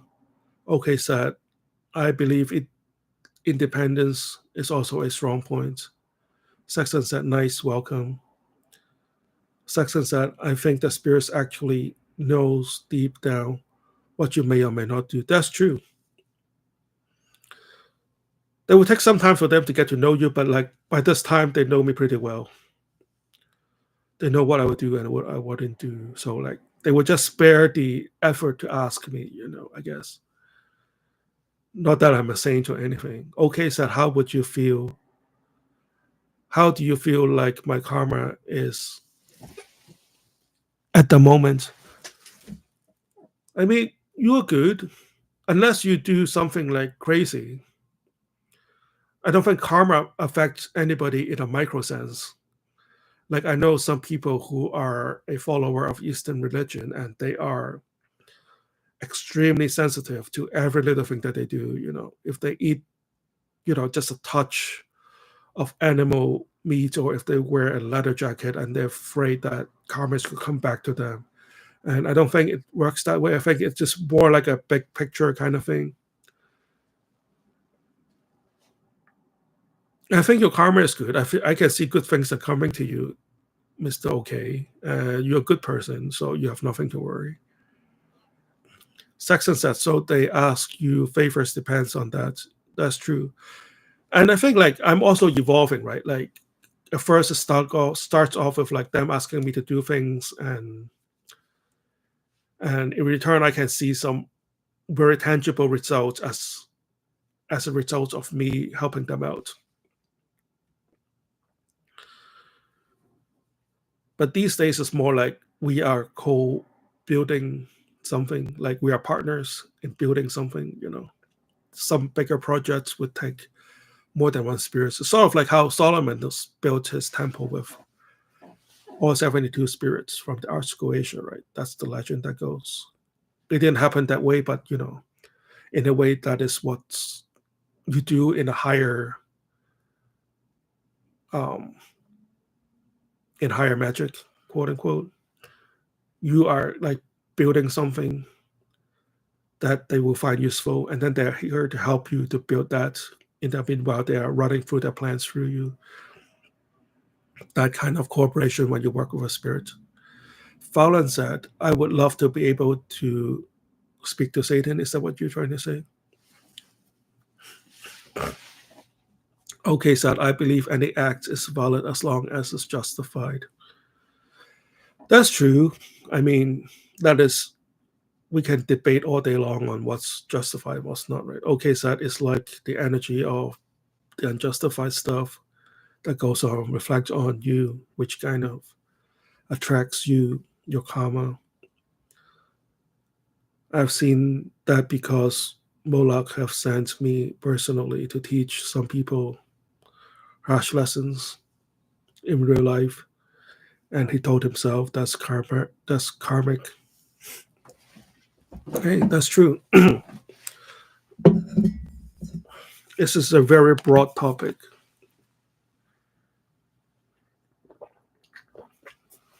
but I've seen bad people go on being bad and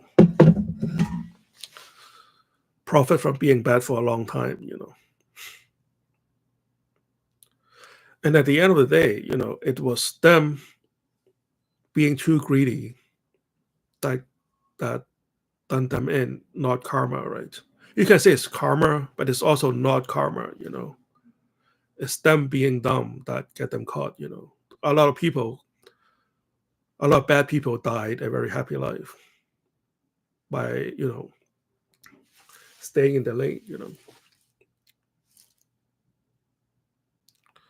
Like Bernie Madoff could have gotten away with it had he not been so greedy. Or like that FTX guy. He rubbed a lot of people the wrong way. But at the end, it was his greed that got him in. And you don't know how many books are being cooked on Wall Street, right? How many of these insurance companies are scam, Ponzi's? Some of them could last a lifetime, and you would never know. So in a way, I believe in me doing good things, but I also have like very low confidence in karma. Like it works in a way, but it's not like what people say it is. So my I guess like my point is be a good person, but also don't restrain yourself because you heard doing some superstitious thing that could incur bad karma, like eating meat or having a good time or whatnot.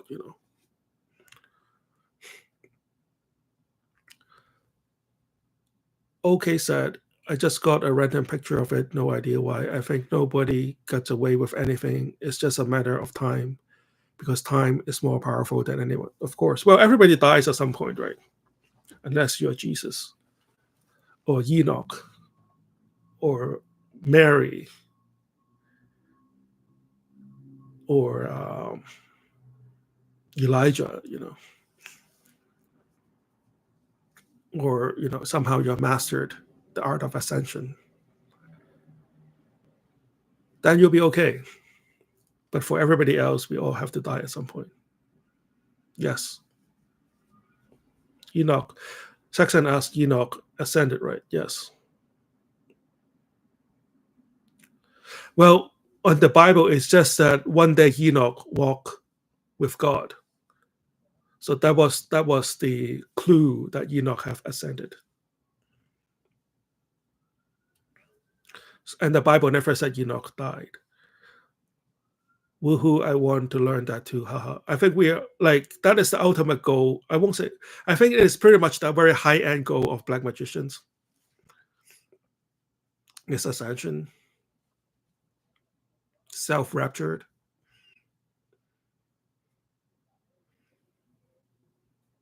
Like this is why a higher level magicians don't really care about all the accoutrements, all the luxury things,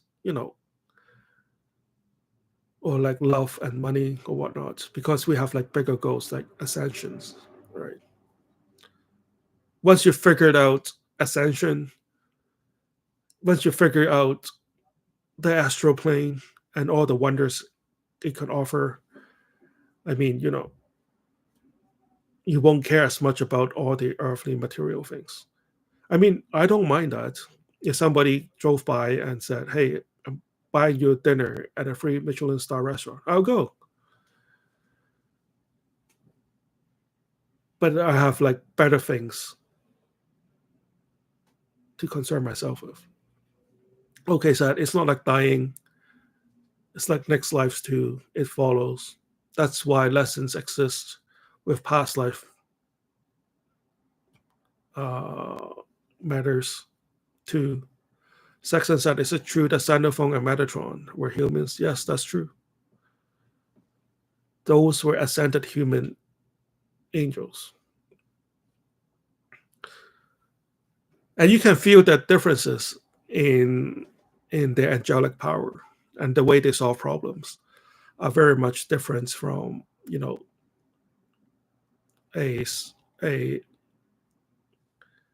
bornist spirits, like I guess like Samael or whatnot. Okay, said I feel like Enoch before ascending. It seems like he was human, but with an angelic type soul hidden inside him. Okay, said it's like an angel inside a human body. Okay, said so the entire thing with God. Oh, I got kicked out of Instagram again. Should I log back on, or I don't think anybody was on Instagram at the time.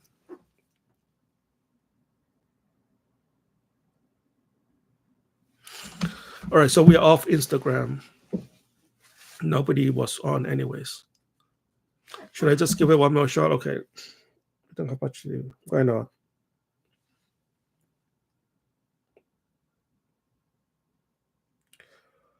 Live. Okay, we are back live on IG. Uh, if anything, just to show everybody we are still live. Fallon said, Metatron was human. Yes, Metatron was a human. So the entire thing with God sounds a bit like edgy and like theoretical. That is, yeah, could be true. Saxon said, yes, haha, Metatron was a human. Saxon said, in the Jewish tradition, he's the strongest angel. Don't know if that's true, though. Saxon said, what thing with God at okay? Yes, that's true. So what Saxon said is true, according to the books, that Metatron is the most powerful one. I think it was like from a 6th century Jewish angelologist. He's the person who kind of classified all the angels into like seraphims and fallen and power. And in his book, is that angels and archangels are the lowest form, which I don't agree. So in my experience, Metatron is the chief archangel. So he's more like well, first of all, Metatron was like the face of God. If you pray to God, you're actually praying to Metatron. So like in a way, he's kind of like chief of staff. It's kind of like he's the guy who assigned duties to all the other angels in a way. Like he manages the angelic world very well. He manages human affairs very well. So that's why he's like chief of archangels. They are more powerful angels, as in like sumo wrestler kind of powerful. But Metatron is like the person who solves all your problems, kind of powerful.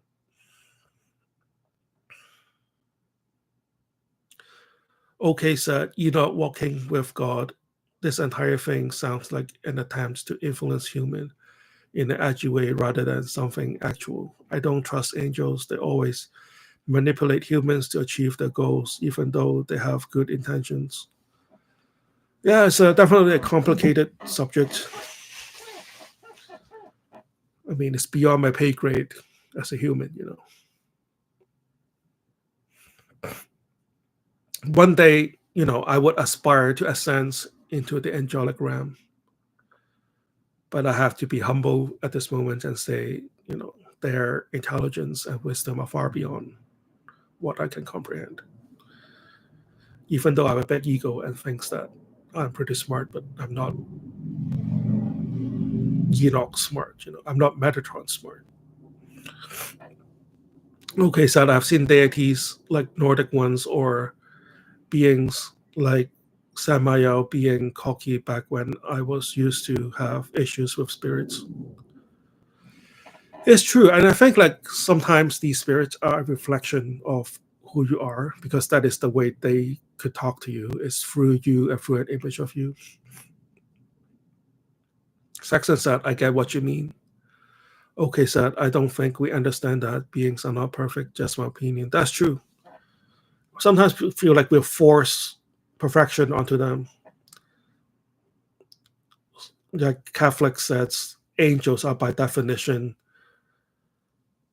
no sin, which is not true. But you're just forcing a definition onto these celestial being, you know. Remember the book of Enoch when angels come to earth and then they couldn't resist the charm of earth women. And then, you know, they started having babies.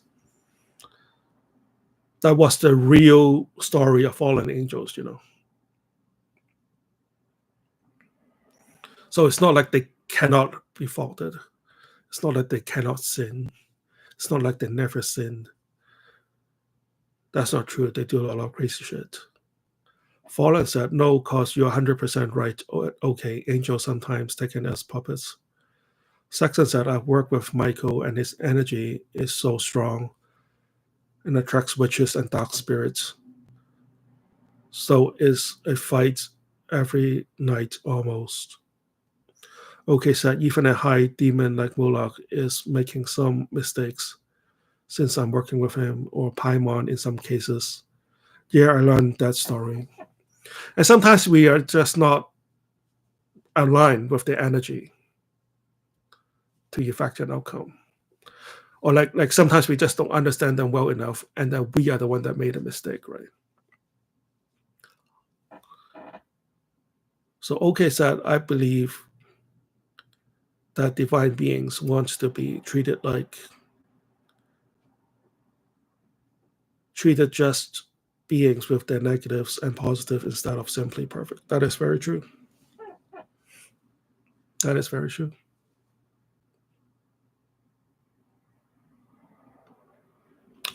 So we did pretty good today. We're coming up with 2 hours and 4 minutes. We have done well.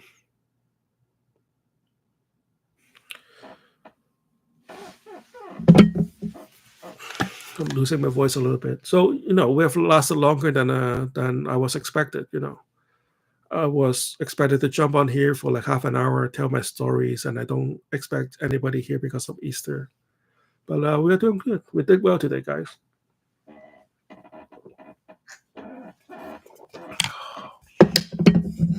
So anything else? Okay, so it is extremely demanding, like to expect you patron to be perfect from my view. That's true. And sometimes I think they also want to see what would happen, you know. Like if they know the answer, it wouldn't be as interesting for them. Like they want to set you out. They want to set a lot of things in motion just to see how it would turn out. Yeah, for sure. Okay, you can ask a question. Okay, I'm going to blow my nose. Okay, guys. Sorry about this. Really big sound you're about to hear.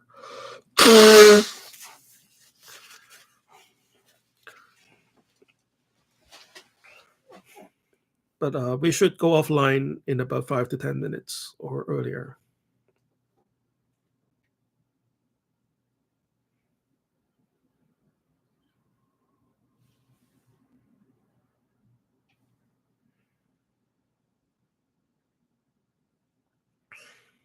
Okay, so I'm unsure, but do you feel like I have a soul, but a demonic soul? Sorry, the heart shape is blocking the word. I'm unsure. Do you think you have an angelic soul or a demonic soul? You have a human soul, my friend.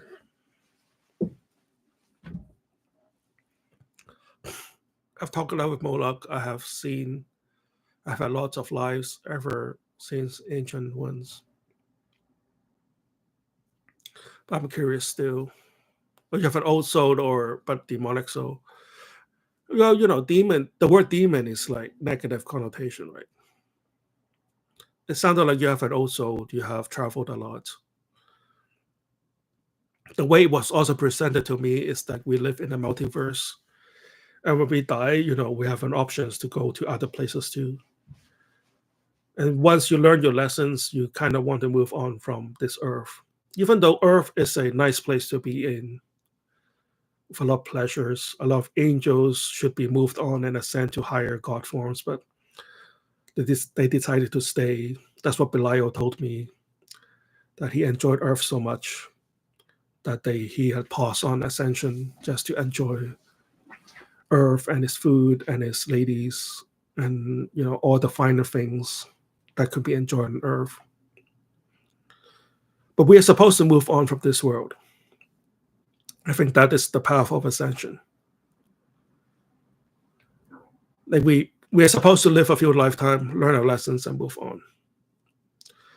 This is why that is the downside of necromancy, dead people magic. It is that these souls are supposed to move on, and you're not supposed to disturb them. That is the qualms I have with necromancy.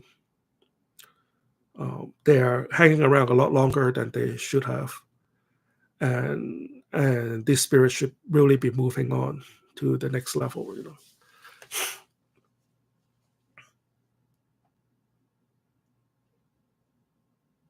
Okay, same questions as okay. I'm curious. I was told I actually came to Earth from a higher realm, but a long time. So Saxon said, I have learned my lessons look like because I don't want to come back. Same here, Saxon. I think, we are on the same wavelength. Like the people whom I work with, we get the point. Like I love Earth, but I'm ready. Like I don't want to die, but I'm ready to explore other realms. OK said, so this is similar case technically, but my soul is called out a hellhole.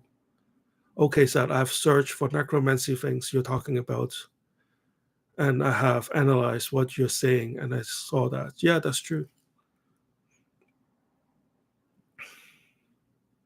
That is why I'm not that big in the past life.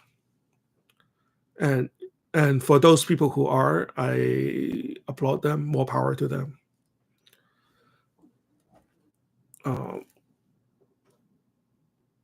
it feels like past life is like so boring that I'm stuck on this earth.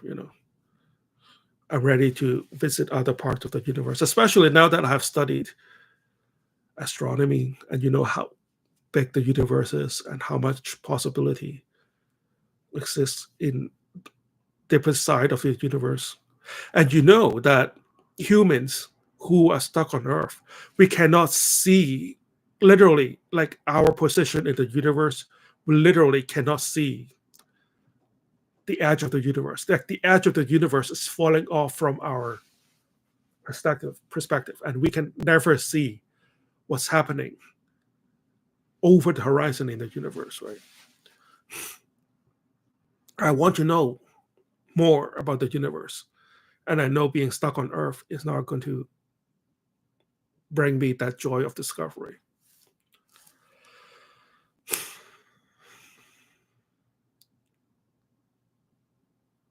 Saxon said the other realms are more spiritual, right? You know what it's like to be there. See, this is why you should ascend and become God forms. Like I can tell that all the powerful spirits, they are also ascending, right? They're also trying to reach all the other realms in the universe. OK said you invite the energy remains of this old self. That is true. Um, BSID. Sorry, you don't have any vowels in your name. So BSID said hi, hello. OK said instead of the spirit self, it's like BSID said, I've been watching your vid since the beginning. So much love. Please post more frequent. Oh, thank you, my friend. Thank you for being with me for such a long time. I myself had come a long journey myself. When I started this channel, I have no idea that I'll be whom I am right now. And thank you for all the spirits that have been helping me along in this journey. And thank you for being here with me, for all this time. Thank you. Thank you. If you have any questions, feel free to ask.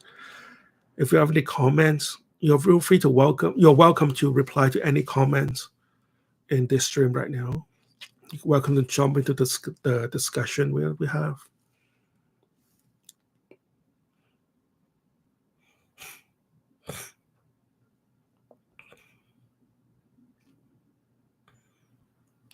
Okay, so Dion, I think you should embrace Earth instead of like thinking it will restrain you from joy. Oh no, I'm enjoying Earth a lot. I just want to see what's out there. I believe we should stop being so negative and look down on ourselves and humanity, because humans are created to make something special. But also, like once you see that there are bigger world than the one that you're in right now, then you want to go out and explore, right? It's kind of like you're stuck on an island all your life, and then you realize that there's such a wonderful world outside. Do you want to experience it, right? It's kind of like, does everybody know the Sentinel Island? I may have talked about this before. It is an island in the middle of Indian Ocean. It is a tribe of humans that has not made contact with the outside world right now, and it's agreed that they should not be disturbed.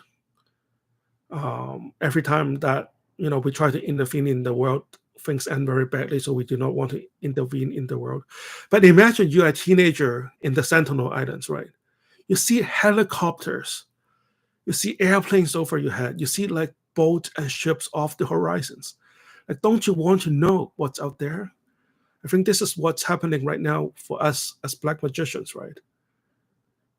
There's such a much bigger world than what we're experiencing right now.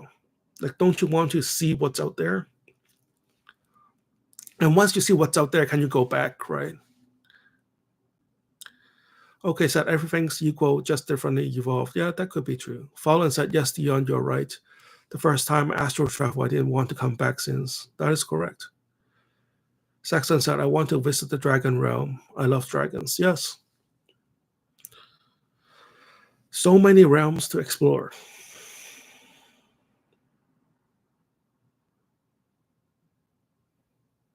Like from what I've been told, from what I've experienced, is that there's no hell. You just move on. I'm not saying we should be a jerk, but there's no hell. I mean, that's my perspective. I mean, you are welcome to your perspective. We shouldn't be restraining from expressing our view of the afterlife. Okay, Sad, I mean, you're right. I usually visit hell whenever I feel like it. I'm very fun there, and demons usually cherish me. And once I fought through traveling in hell, yeah, thanks for sharing your experience.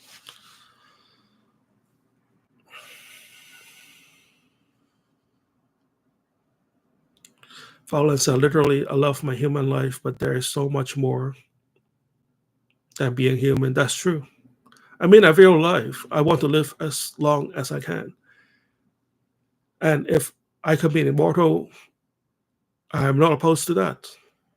You know, if I live to be 500, I would take that. But I also see that there's a lot more to this world. Okay, says hell in the sense of the realm demons live. I don't know how to call it. Hey, that's true.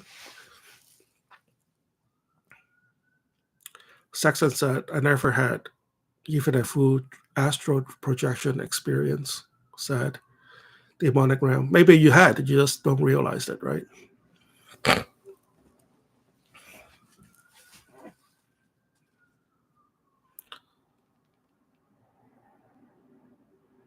Okay, said you make me want to use my astral traveling ability more because it's one I have mastered. That's great. Safe travels. Haha. Saxon said, yeah, I meant consciously. Hey, maybe you just need to get used to what it's like to astral travel, you know? Different controls, different senses, you know? If you try to force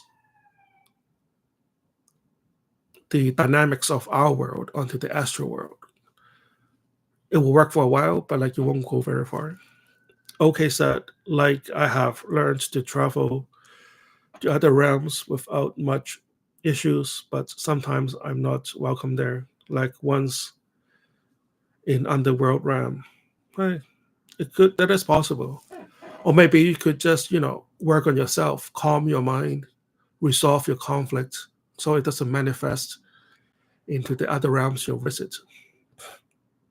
Fallon said, LOL, once I master my astral traveling, still I'll be going nowhere. Don't say that. I mean, if you say that, if you keep saying that, that is what's going to keep happening to you.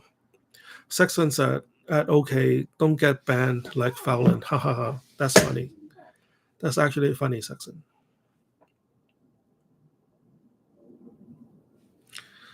Yeah, maybe you just left your visa expired.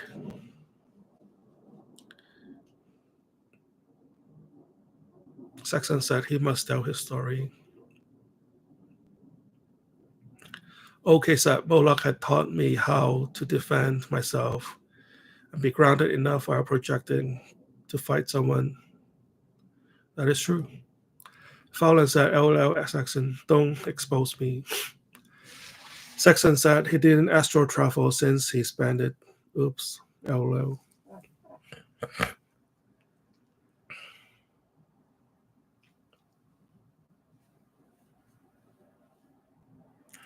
All right, anything else? I'm getting tired. It's 2 hours and 19 minutes. So I think this is the longest live stream ever on my channel. So good job, guys, for keeping this going.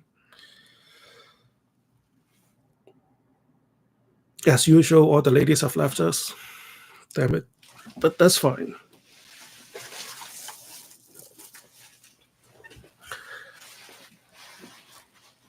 We have worked it out pretty good.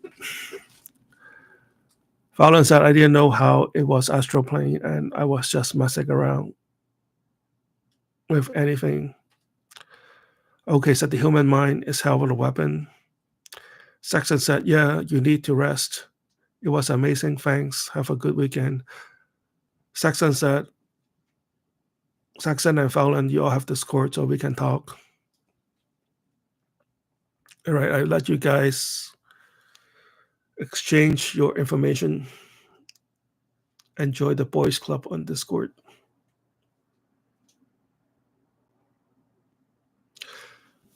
All right, if there's nothing else, I am going to get some lunch. I'm pretty hungry. Talked a lot. We have a lot of people from all over the world join this live stream. Thank you for being here. We talk about how to make money, how I made money. We actually have a free people group, Insta. On Insta, that's good. I have Discord. If you all have, I'll be talking to you all. All right.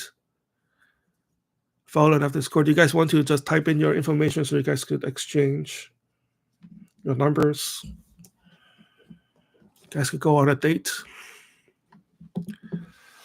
Buy them dinner, talk it over, wine and cheese and hors d'oeuvres.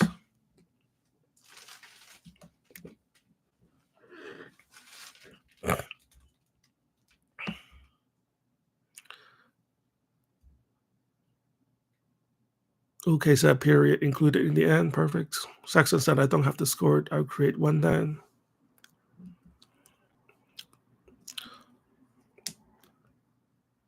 Okay, said blessing to you, Dion, but let us type info. Yes, I'm just waiting for you to just finish typing your info in there. So you guys could go out to dinner.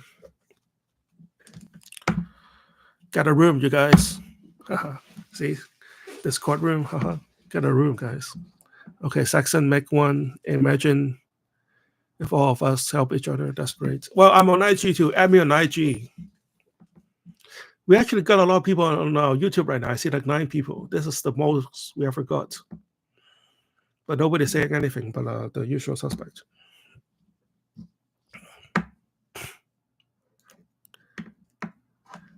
Okay, so I want to help you all with example in astral projection. Saxon said, good luck on your date. Haha, good one, Saxon. Okay, so hold on there. There are 9 people in the stream, Dion. Yeah, there were a lot of people, but nobody says anything. If you're on the stream right now, say something, guys. It's only fun if you people participate, other than just me talking all the time.